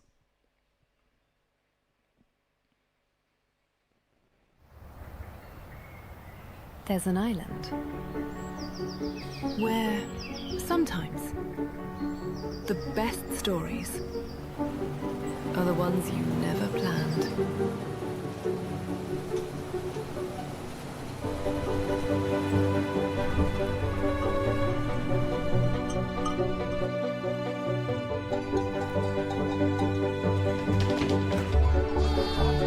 ¿Dónde van? Que lo tengo desorientado.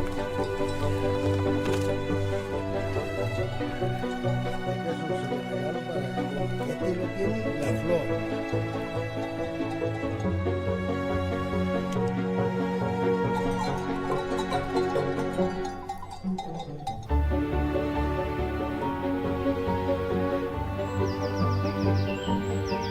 Gran Canaria, an unscripted island.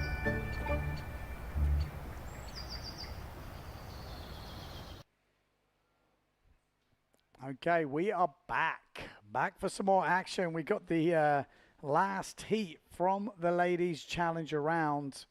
And we've got some pretty big names. But this is, before we see it, official results. Lind and Lael go through. So a 3.87 and a 3.62 from the two Germans, and they will be making it into the main draw now for the pro ladies. Fumi Akita, Frida Miron out. But obviously Fumi Akita done pretty solidly in that under 15s category. She gave a glimpse of what she's up to. It was good to see. But this is the next round. Last of the challengers. Liselotte Schilling, she's going to be one of the seeds for this. Ty de Moreno, yes, she's one of the seeds as well. And we've got challengers, which is Isabel van Neuzel and Alina Diffenbach. So, yeah, let's see. Let's see what they can throw up. Be interesting to see Dida in this, what sort of scores she can throw down.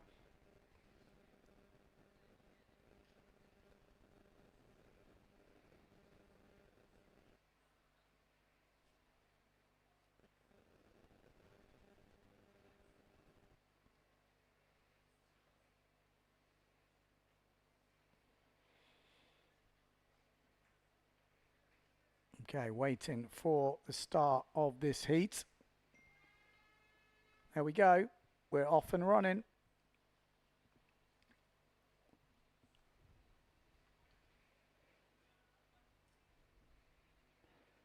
Let's see, Dida Moreno, what she got for us. She's going to be on the Goya sales now, obviously changing sponsors.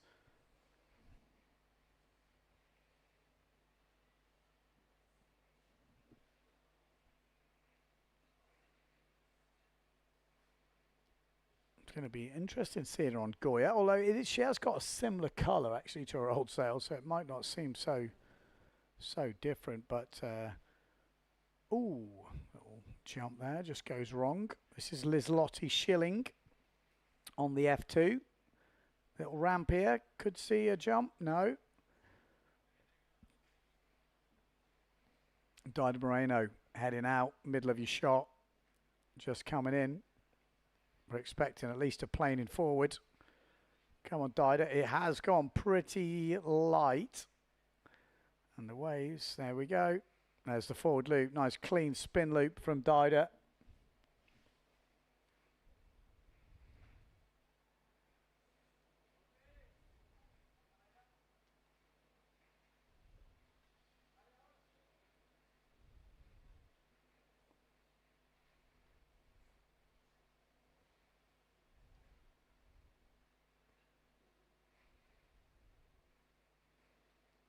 So Dida Moreno 3.88 for that spin loop. Clean. Not planing, but clean. Van Neuzel. The 0.5 wave ride. Good backside aggressive turn from Dida Moreno. Wonder when the last time she used such a big sail here in Pozo.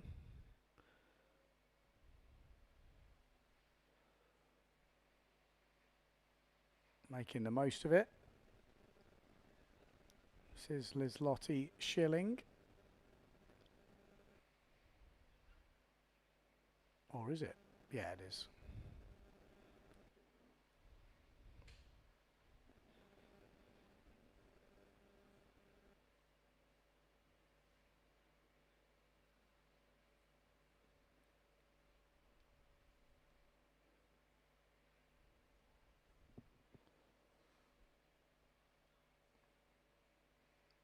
Okay, here we go. Dida Moreno down the point. Just off your screens on the right-hand side. He's not in the heat. Dida's already had a 3.38 wave, a 3.88 on that spin loop, and no doubt she's going to get a back loop, and you'd expect a comfortable qualification into the main draw. I mean, where will she go in the main draw is what probably people are wondering about, and I can tell you now she will go into the Lena Erpenstein heat, Marine Hunter and Wacker heat. So not good news, I would say, if you're a Marine Hunter fan. That's not what you want, because Erpenstein and Dida Moreno in your first heat, it's pretty hard. I know there's a fantasy windsurf going on at the moment. I don't know if you've picked your teams, but it's much easier to pick your teams when you can see the draw, I can tell you. I have to say I'm quite happy with my fantasy team after looking at this, the way the draw is. Bam. Dido Moreno. I mean, she has won this event more times than anyone will ever win this event. It was a record that I don't think will ever be broken. It's just one of those things. It's never going to happen again. No way. I'll put it down there right now. No one's going to dominate quite like she has dominated this Pozo event over the last 20 years. It's incredible. Even after kind of retiring, then coming back, she still finds a way. Yes, maybe she gets beat in the single, but then comes back in the double, or whatever it is, she has always won it. Crazy stats.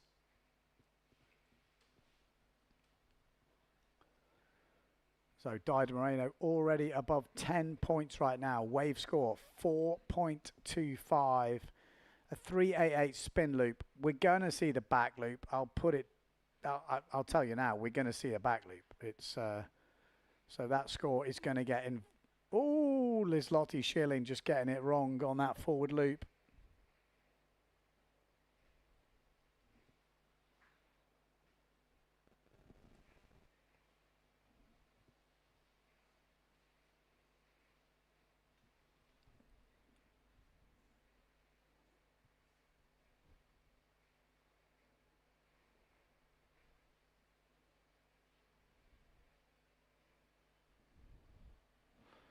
Looks like after these challenger heats, we're going to go into under 18s and under 21s by the looks of it.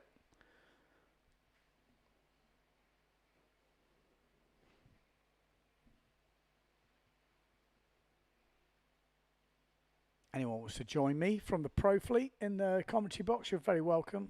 I have some really comfortable seats.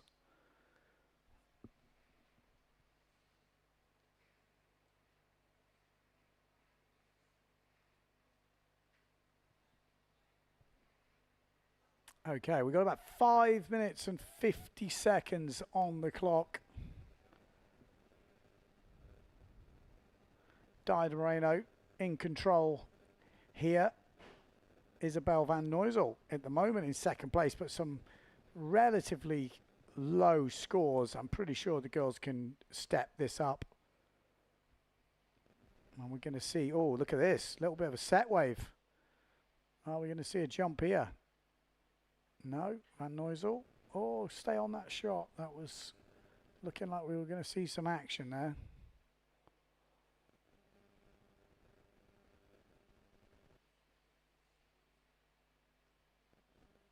Well, there's a few people in the water. I think we saw some action, but it didn't go according to plan looking at the end result. Well, for Dido not to have done a back leap yet, the conditions are relatively difficult, small, because that is bread and butter for Dido Moreno. The one-handed back loop all the way off, or just a simple back loop for Dido is routine, and we haven't seen one yet. So I think that gives you a little indication of what we're dealing with here. But everyone out there is throwing it down. I wonder what you guys at home think. I mean, the forecast isn't great. It's either now or never, really.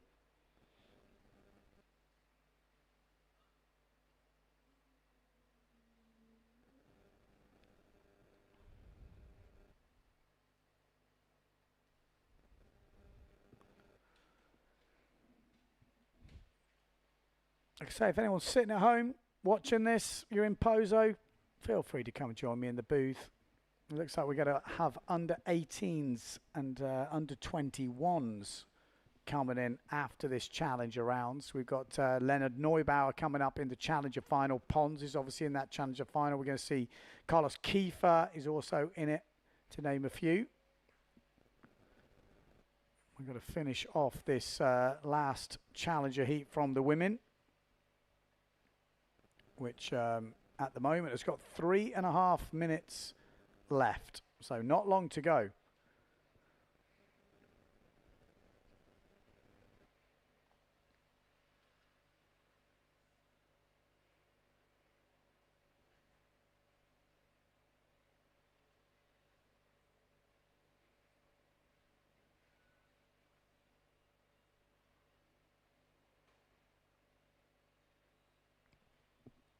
Oh, there's the back loop.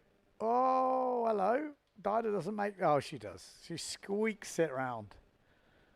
Squeaks it round. It's not going to be her best ever scoring back loop, but it will count. And she's definitely got this heat wrapped up. But you can see by the scores, conditions have got more difficult. You know, the scores are always a very good indicator of how tricky it is out there. And this is tricky business. Liselotte Schilling not having the best of it. I mean, she's used to maybe stronger wind pozo, but at the moment, she is not qualifying for the main event. Isabel van Neuzel is the one who would qualify on your screens now with the duotone. Still plenty can happen. One forward loop would change everything in this. 2 minutes on the clock.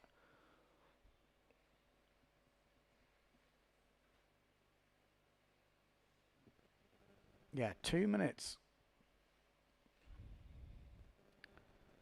This is Dida Moreno. She's definitely got it wrapped up. Over 10 points at the moment.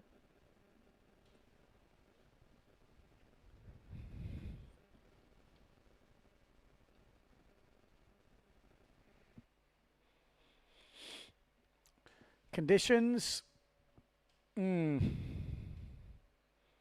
Oh, Van Neuzel moves up to 3.15. That's much more tricky to catch as we go into 1 minute 25. One jump might not be enough now. Before it was right on the edge, but now it's going to take something pretty decent. And Liselotte Schilling is not going to do a jump, so this could be good news for the Netherlands. Wasn't such good news in the Football World Cup, but maybe here they're going to get someone in the main event. Oh, decent forward loop from Dida Moreno. Still, when her backup score is a wet back loop, it's tricky. It's tricky. 45 seconds on the clock.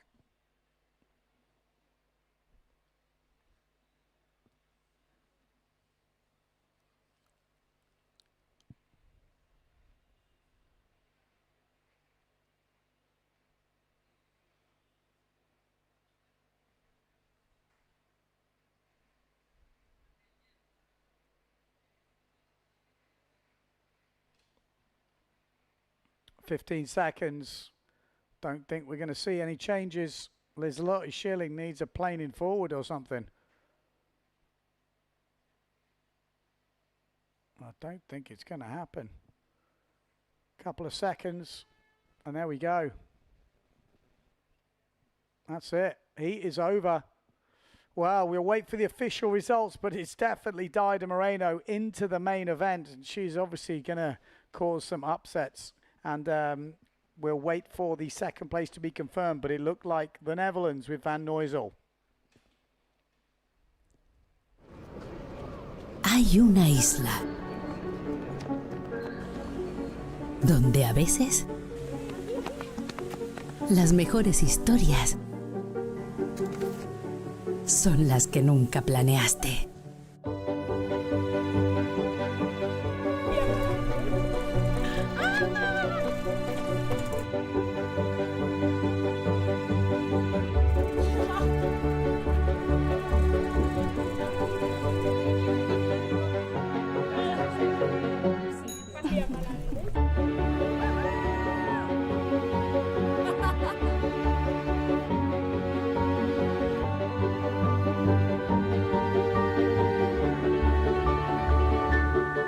Gran Canaria, una isla sin guión. Official results are in. It's Dida Moreno in the next round, and Isabel van Neuzel into the main event. Sorry, not next round, but into the main event. So that's a big one. Good job from the girls. Not easy conditions. Alina and Liselotte Schilling, she's going to be disappointed with that heat. 100%, but like I said, the forecast is not looking great, so we got to push at some point. That's it. You can't be sat on the beach watching planing conditions with a few little ramps around. You got to get out there and get involved, And that's what they are doing. And here we go. This is the last couple of heats in the challenge round for the men to get into the main draw. We've got Bora Alonso, Joseph Pons, Mark Alonso. I guess they're, I was going to say they're brothers, but they can't be because they've got different names. And we've got Leonard Neubauer. Obviously, the two seeds in this one, Leonard Neubauer, Joseph Pons. Don't count out Mark Alonso, though. He's got a sneaky cheese roll on him, which you gotta love to see. But Leonard, pretty difficult in these kind of freestyle-y conditions, I would imagine. And Pons has set the highest heat score of the day so far. Conditions are getting lighter. How will that affect this heat? Well, I guess we will find out. We've got about 20 seconds until the start of the heat.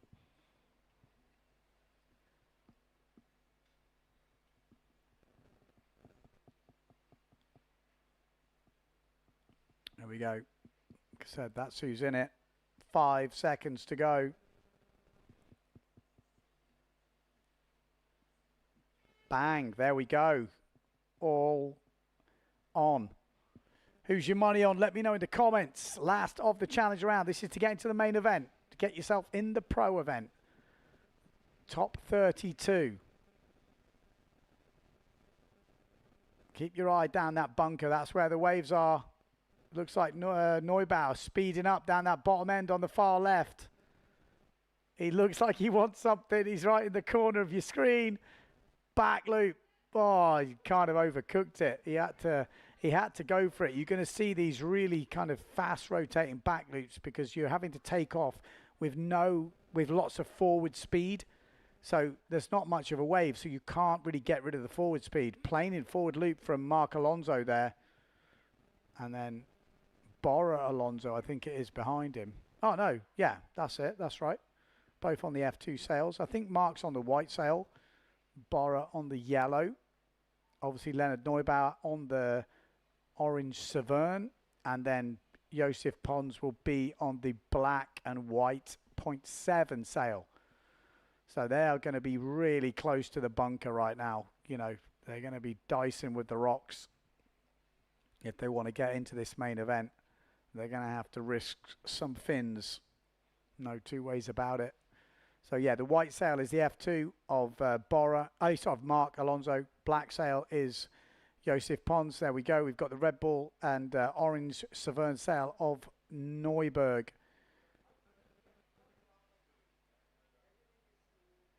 Neubauer. Neuberg. Where do I get Neuberg from? I'm already going mad. We've only done a couple of hours, have we? It's going to be a long day. I just saw the list of the next heats. It looks like hours and hours of competition still to come.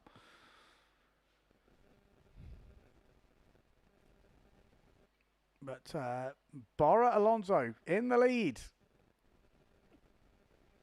Here we go. Neubauer. Are we going to see the shifty? I mean, it wouldn't surprise me if he took his freestyle board out there. I don't think it would have held him back, to be fair.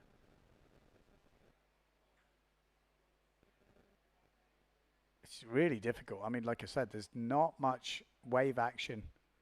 Earlier, there was a few little peaky waves around where now you're really trying to... Wow, it's difficult. It's not easy, that's for sure. Pushing on.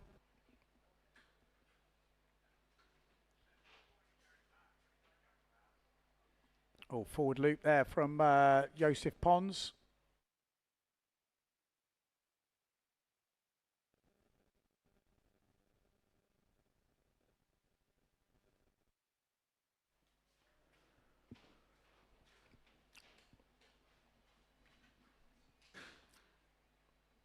Okay. Full Pozo action. Yes, you're tuned into Pozo. This is Pozo. This is the crazy event with the massive jumps. Yes, you're not wrong. This is it. That's Joseph Pons. I mean, trying to do back loops off Choff right now. There's a skill in this. It ain't easy, you know. But yeah, a couple of under-rotated back loops.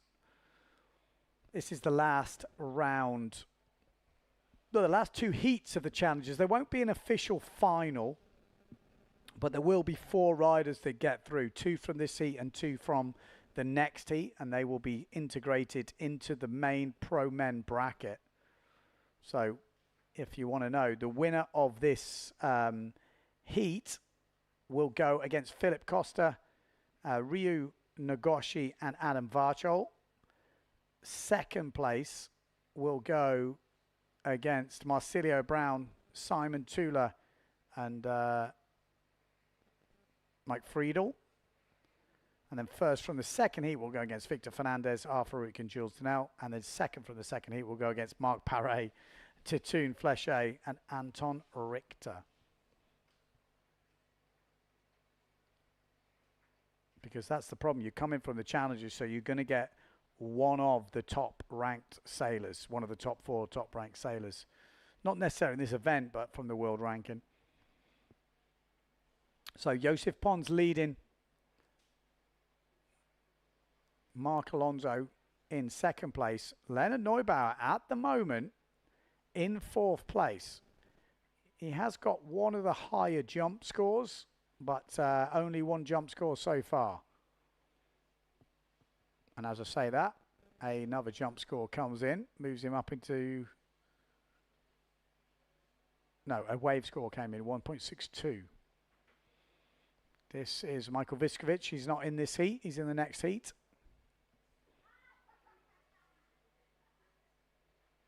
Oh, Ponzi. What's he doing? Bit of a change coming on. 6 minutes 30 on the clock. Leonard Neubauer. What's he got for us? Something exciting. Come on, Leonard. What's the push loop? Oh, fair play. I mean, a push loop doesn't score as high as a back loop, but in these conditions, I would say it's harder. You've got to go faster. You've got to get pop. You've got to get rotated. So, yeah, yes, the push loop is easier, but in these conditions, it's much sort of simpler to do a back loop, especially a low back loop.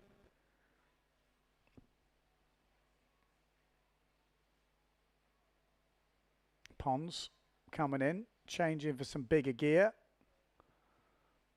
I wonder how big it is. Looks almost 5.0 weather, doesn't it? Did he rig a 5.0 this morning? Maybe a 4.7.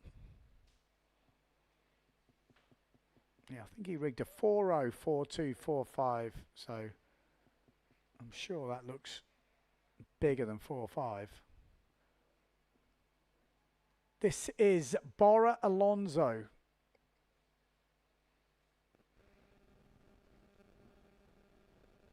Joseph Pons in second place. Neubauer moves up into first. What did he get for that push loop out of interest? Push loop scoring... Well, interestingly, the push loop scoring a 3, and then one judge gave it a 5. I think I'd have gone with a 5. I have to say, I do feel that's like... We haven't seen many push loops today, and the reason we haven't seen it is actually pretty difficult in these conditions. So... But I know the score, it doesn't work like that, the scale. But I'd be interested to see what you guys think at home. You know, in lighter winds, not much wave, onshore, it's actually way more difficult to do the push loop. Whereas a back loop, you can kind of turn into it and kind of squeeze it round. Nice backside shaka from Pons on a little ripple. But he's going to get a nice frontside turn. That's going to help the cause. Just going for the bigger gear now, Pons. Makes a difference. But that will definitely improve. He's already had a 4-point wave, but I think this one might even be in the 5-point. I mean, we are scraping the barrel, so to speak. But the guys are making a good effort. The best guys, as far as I'm concerned, are getting through. We haven't seen any sort of, you know, like upsets because of the conditions. I think the good guys have maybe not been able to perform to what they probably could if it was better, but they've been performing better than maybe some of the lower seeded guys or the guys that are good in these conditions. So I think so far, yes, it's not great. It's not the ideal conditions we would like for a World Cup, but the best guys have been doing what it takes. The problem you've got is when there's a lot of equal guys, you know, they're kind of similar, and then you get a lot of small back loops, a lot of small forwards, and a lot of wave rides are looking very similar, and then the judging becomes very, very difficult, and you know, it's too close to find the difference makers, and that's when the judges will be kind of going, hang on a minute, this is not quite contestable. So at the moment, I think we are totally fine. This is Joseph Pons, back loop. Okay, so that's a back loop. Does that score more the same or less than the push loop from Leonard? Leonard got a 3.5 overall score for his push loop. Actually scored a 3.25 for his push loop. Does that back loop score more or less? I think it might end up scoring more, but we will see.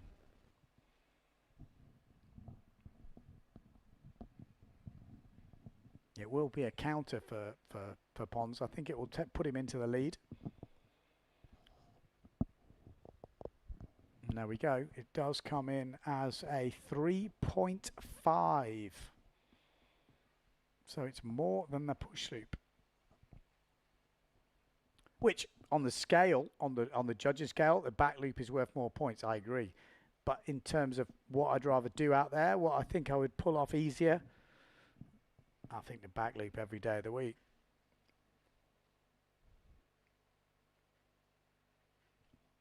So Ponzi leading over 10 points once again. Like I say, it's not a fluke, these guys.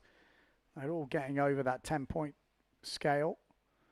Leonard Neubauer as well, getting close, 9.75. Only 1 minute 30 to go. So Alonso here on the white F2 needs to find something, a difference maker. What's he got for us? Come on, son. Need something. Oh, one-handed forward. There's no way they're going to see that out there, but that was pretty nice. One of the only guys, I reckon, on this World Tour who's doing one-handed forwards in the heats. I do like it. He always adds a bit of variety, Alonso. He's been doing it since he was a real small kid in the juniors. He's got this crazy cheese roll. He always kind of adds his own little flair to his sailing, which I like. And, oh, Jesus. Ouch. Gnarly. I mean, what would that do to his score? 3.1. Yes, he needs to find 2 points, and that's probably the difference. Not easy to find 2 points with 35 seconds to go.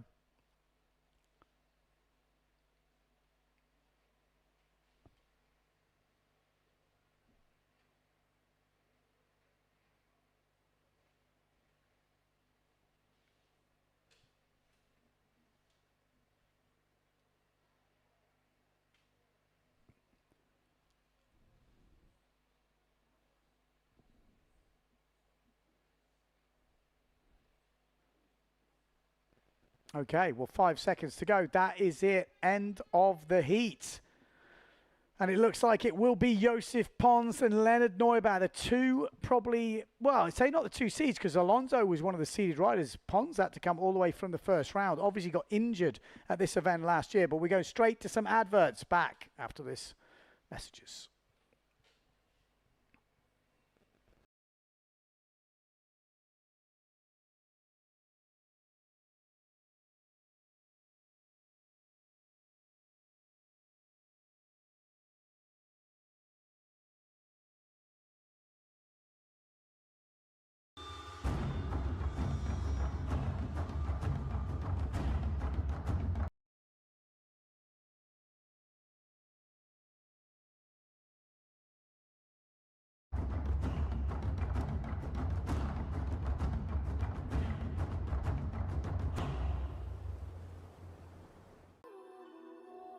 La KS3 Lithium es tan ligera que se convierte en una extensión de ti.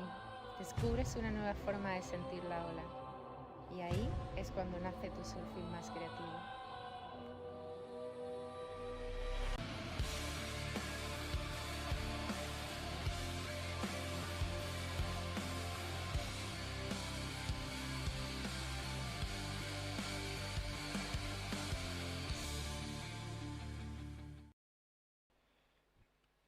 Okay, back in Pozo. Crazy conditions. Well, not quite, but we still got the top boys pushing through. Joseph Pons through to the main event. Leonard Neubauer through to the main event. Mark Alonso, end of the road for him. And Borra Alonso into the end of him as well. And we are moving on to the last Challenger heat, which will be up next. So, who are we going to have in the next Challenger heat? Let's find out. Got 1 minute to go. And we have got, this is who we've got. Giuseppe Constanzo. We've got Takuma Moria. We've got Michael Viskovich and Carlos Kiefer. Whoa.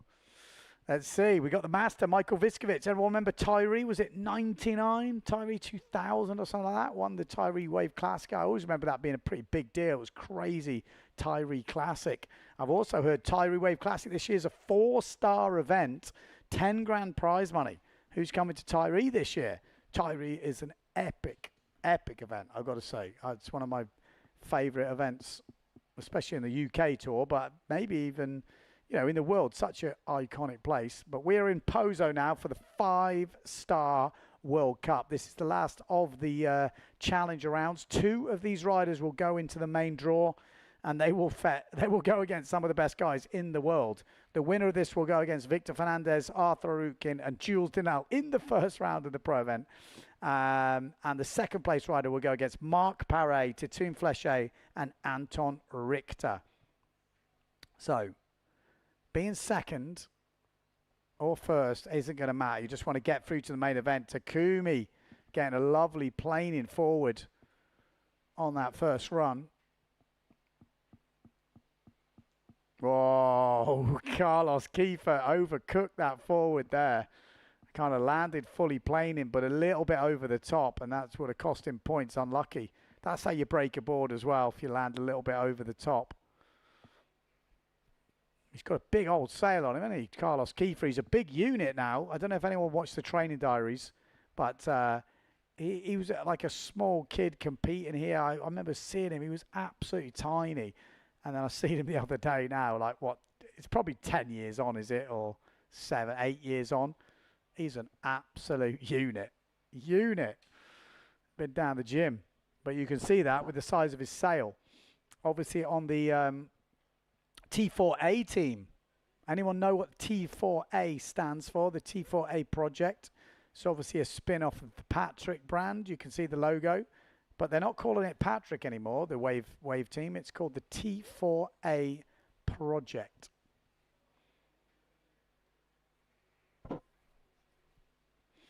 Ooh, going to say good luck with that one. That was hard to get that round. This is Carlos Kiefer. Takumi leading at the moment. With a full house. He's got a full wave score, 212, a jump, 2.5, and a 2.12. Already filled his scorecard. Just needs to upgrade some scores. Carlos Kiefer in second, Constanzo in third, and Viskovich in fourth place.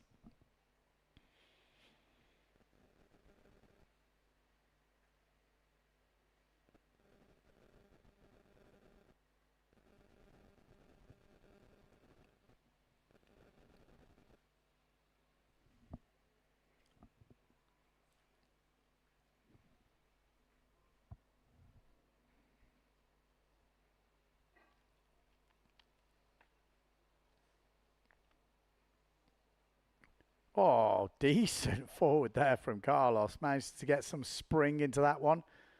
That's going to, you know, that's the difference. So it's not like a spin loop. You know, it's not a low level forward. There's a bit of height, and that's going to make the difference. Oh, nice backy from Takumi as well.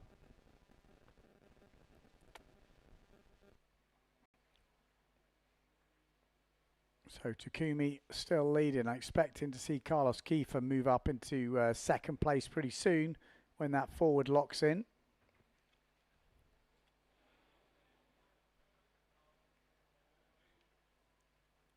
There we go. So Takumi on the Severn. You can see Viskovich and Constanzo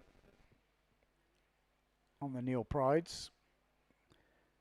This is Viskovich. You've got to get right down to the bunker if you're going to find those little waves. You've got to dice with the rocks. Oh, backside shacker attempt from Kiefer, but doesn't quite make it. I mean, this Carlos Kiefer's been on duotone for pretty much feels like ever. So seeing him on a different brand takes a bit of getting used to, but he seems to be taking to it pretty well.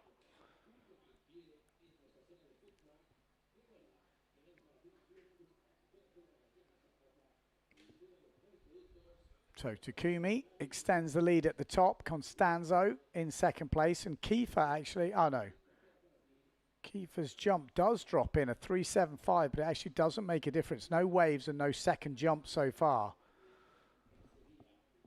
There we go. Kiefer looking for that back loop. Is he going to find it? He's got something on his radar here, but it's going to be a chop hop backy. If it is going to be one at all. No, it's not. Tax round.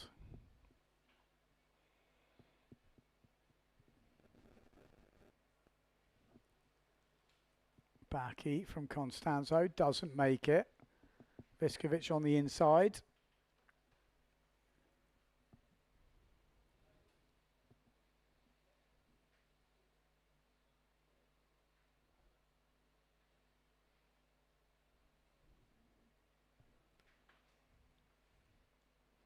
Seven minutes on the clock.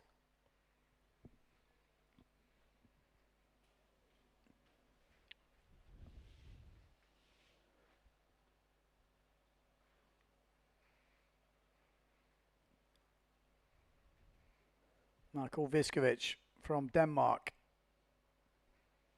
Found something. Back loop. Oh, doesn't make it. Just goes down.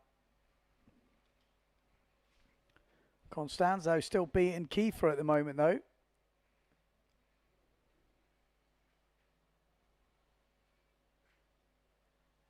Kiefer has to be careful in these type of conditions. Oh, that was nice from Takumi, planing forward. Good style on his loops.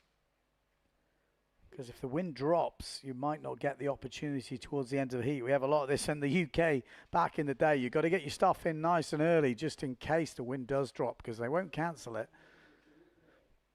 But Kiefer knows what he's doing. Heading towards the point. Keep your eye on that yellow sail. He wants that jump. Oh, nice from... There we go. He has to force it. Oh, doesn't make it. Should have got that. He's going to be upset with himself. You just see how close Takumi is to the rocks.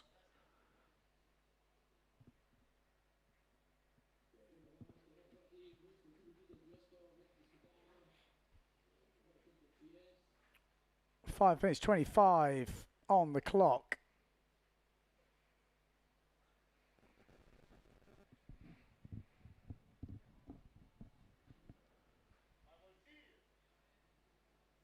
I would say big news at the moment. Carlos Kiefer not qualifying at the moment.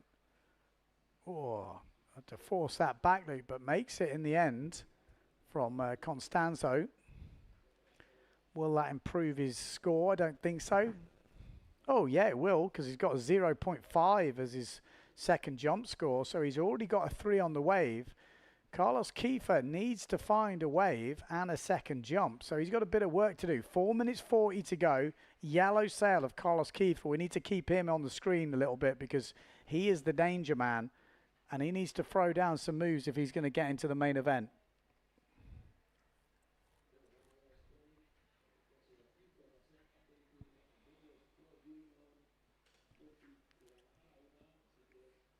No, not in this competition, that guy. That guy is Mr. Michael Viskovic.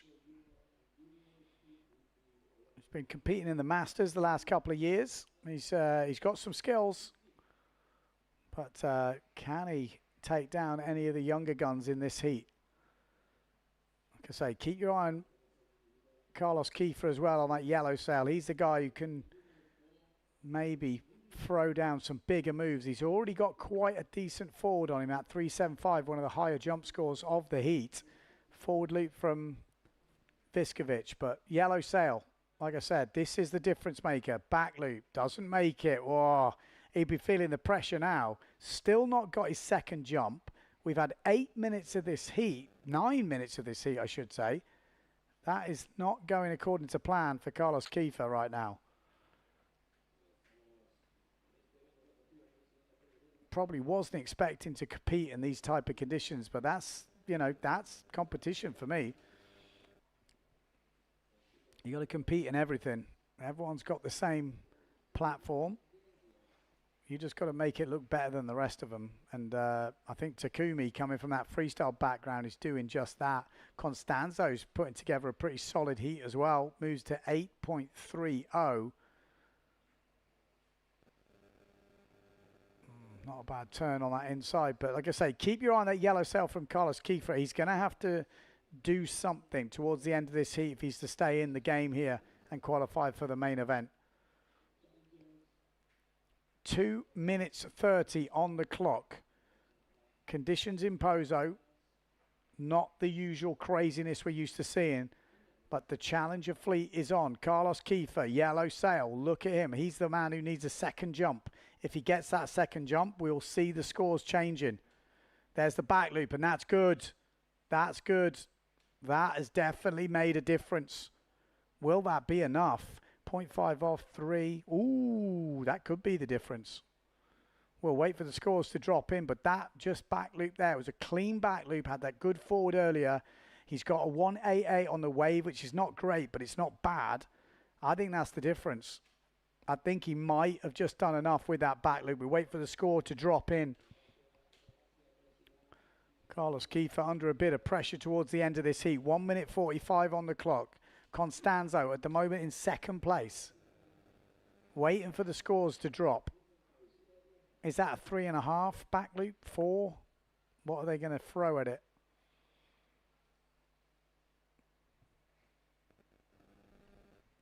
Nothing at the moment, that's for sure.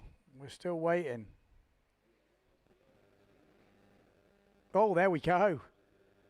It's a 4.62 for that back loop. I mean, it was a decent back loop, good landing from what we've seen in the heat so far. It's the more technical end of it. And there we go. He's gone from third and out of it to first, leading. That's how things can change. I told you, you've got to keep your eye on that guy. He's the one that could cause the difference, and he's done just that as we go into the last minute. 50 seconds on the clock. Takumi has to watch his back now. Constanzo.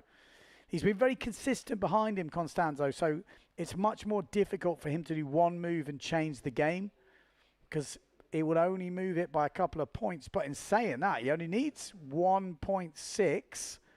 He'd only realistically need a 3.85 jump to go ahead and into second place, which is, by the looks of it, a decent back loop. 20 seconds on the clock. Viskovic looks a bit out of it at the moment. Constanzo still has a chance, but at the moment, oh, there we go. The hoot has already gone. So that clock is not accurate, and it doesn't matter because Carlos Kiefer is into the next round, into the main event. Takumi as well, the young freestyler, has made him, well, got himself into the main event, and it is Constanzo and Viskovic who will be out. Let's take some short ad breaks, and we'll definitely confirm that when we come back.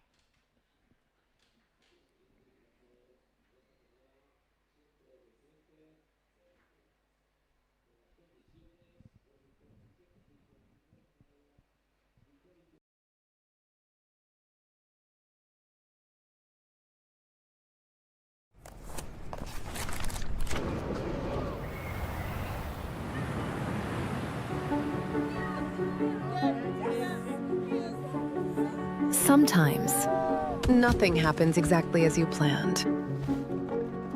Destiny takes its time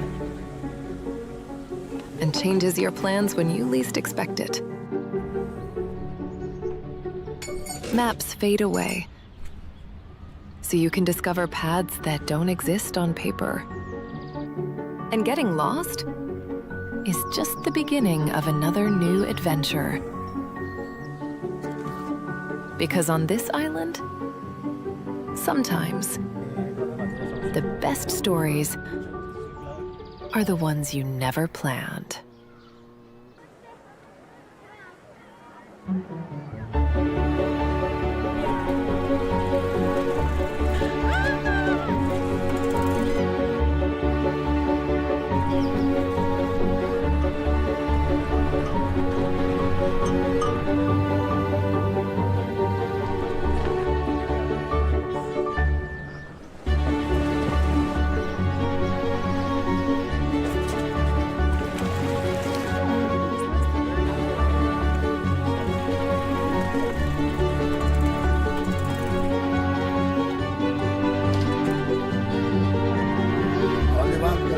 orientado.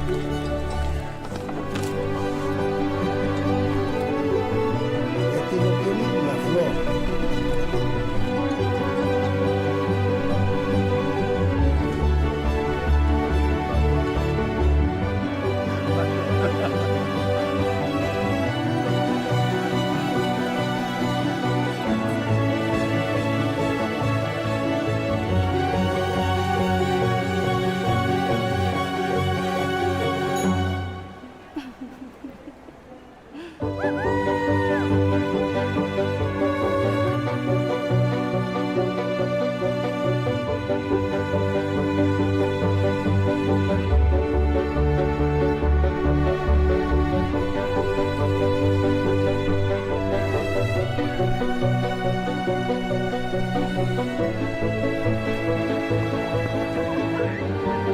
Gran Canaria, an unscripted island.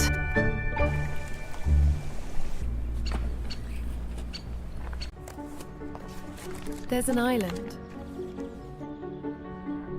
where sometimes the best stories are the ones you never planned.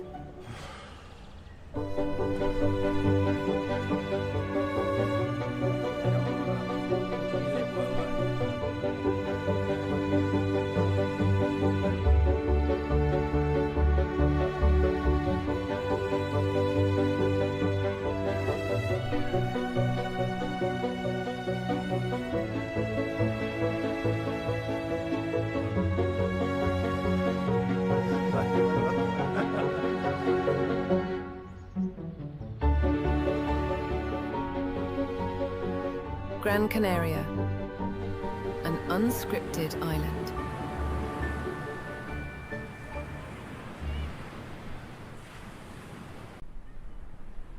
There's an island where sometimes the best stories are the ones you never planned.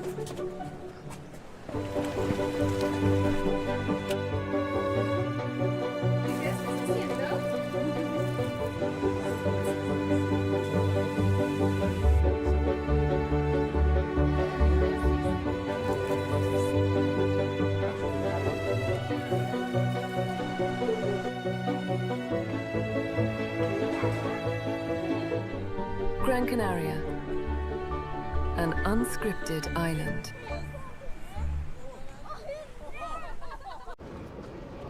There's an island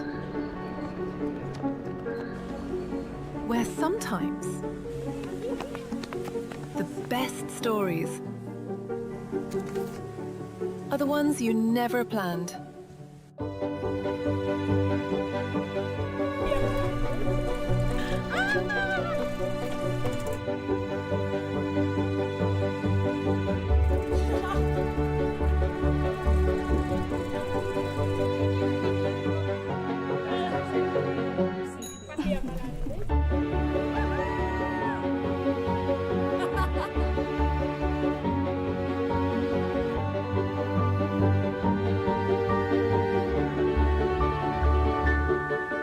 Gran Canaria, an unscripted island.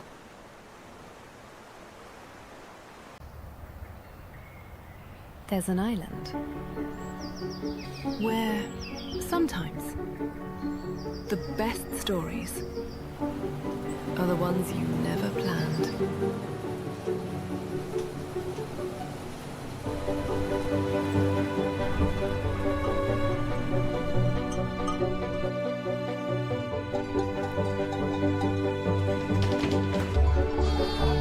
¿Dónde van? Que lo puedo desorientado. Este es un regalo para el este no tiene la flor.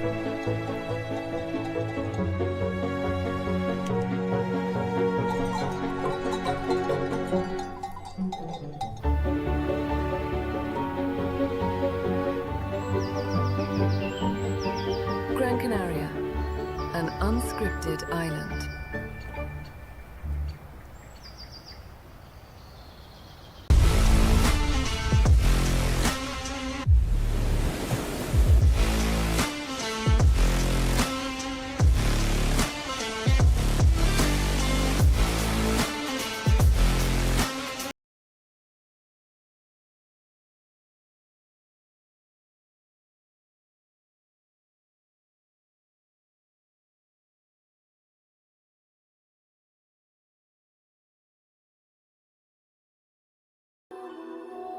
La KS3 Lithium es tan ligera que se convierte en una extensión de ti. Descubres una nueva forma de sentir la ola. Y ahí es cuando nace tu surfing más creativo.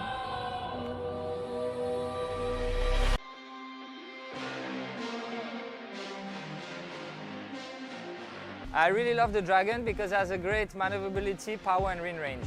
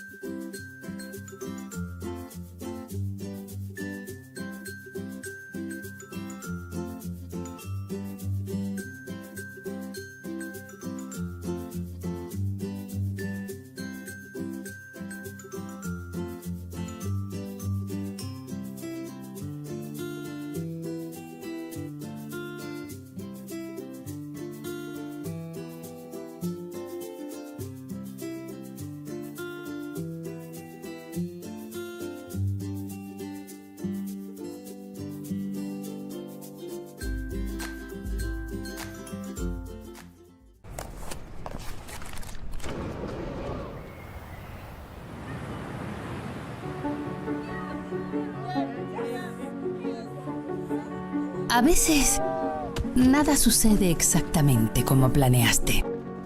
El destino se toma su tiempo.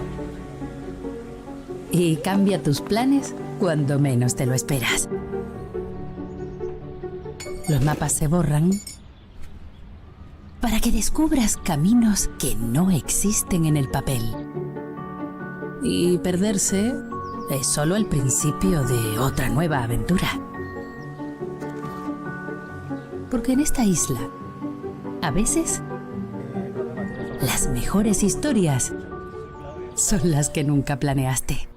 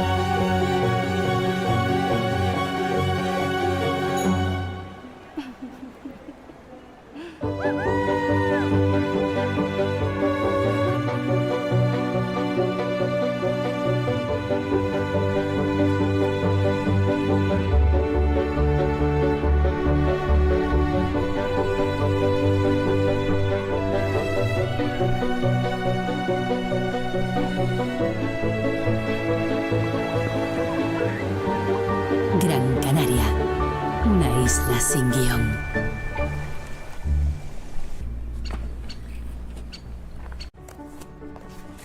Hay una isla donde a veces las mejores historias son las que nunca planeaste.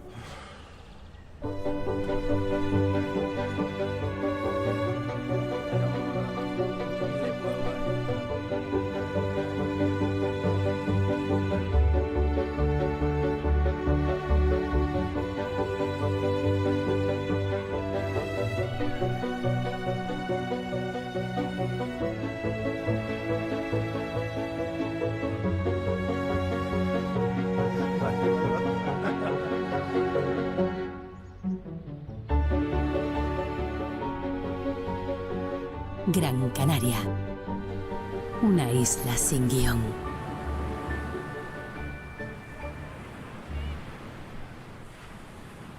Are you a windsurfing school, instructor, or club? Well, it's never been easier to promote your business and start a WWT one-star event, joining thousands already participating in the global 5-star pyramid. One-star events are open to all ages and all skill levels. Flat water? No problem. Waves? No problem. The only requirement is fun. Head to worldwindsurftour.com today for easy steps to sign up. Bring them to the water and let them play. Hay una isla donde a veces las mejores historias son las que nunca planeaste.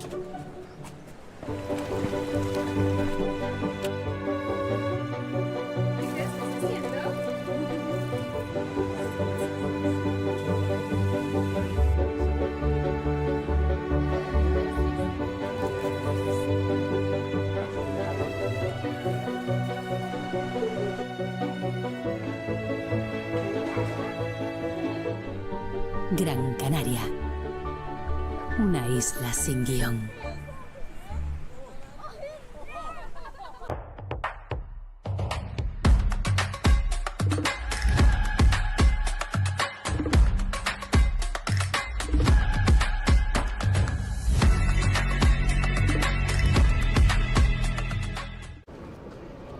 Hay una isla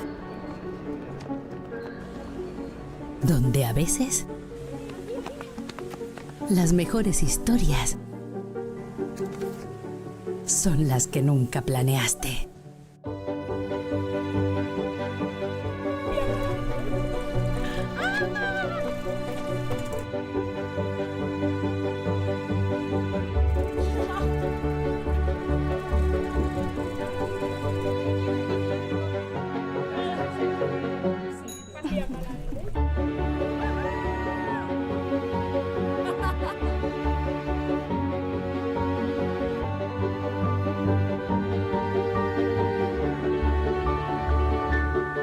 Gran Canaria, una isla sin guión.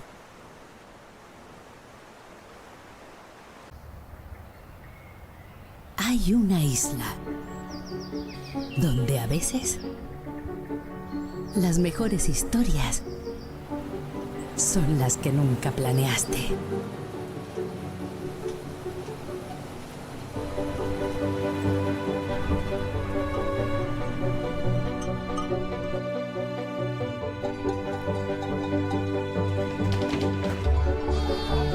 ¿Dónde van? Que lo puedo desorientado. Este es un regalo para que este lo tiene la flor.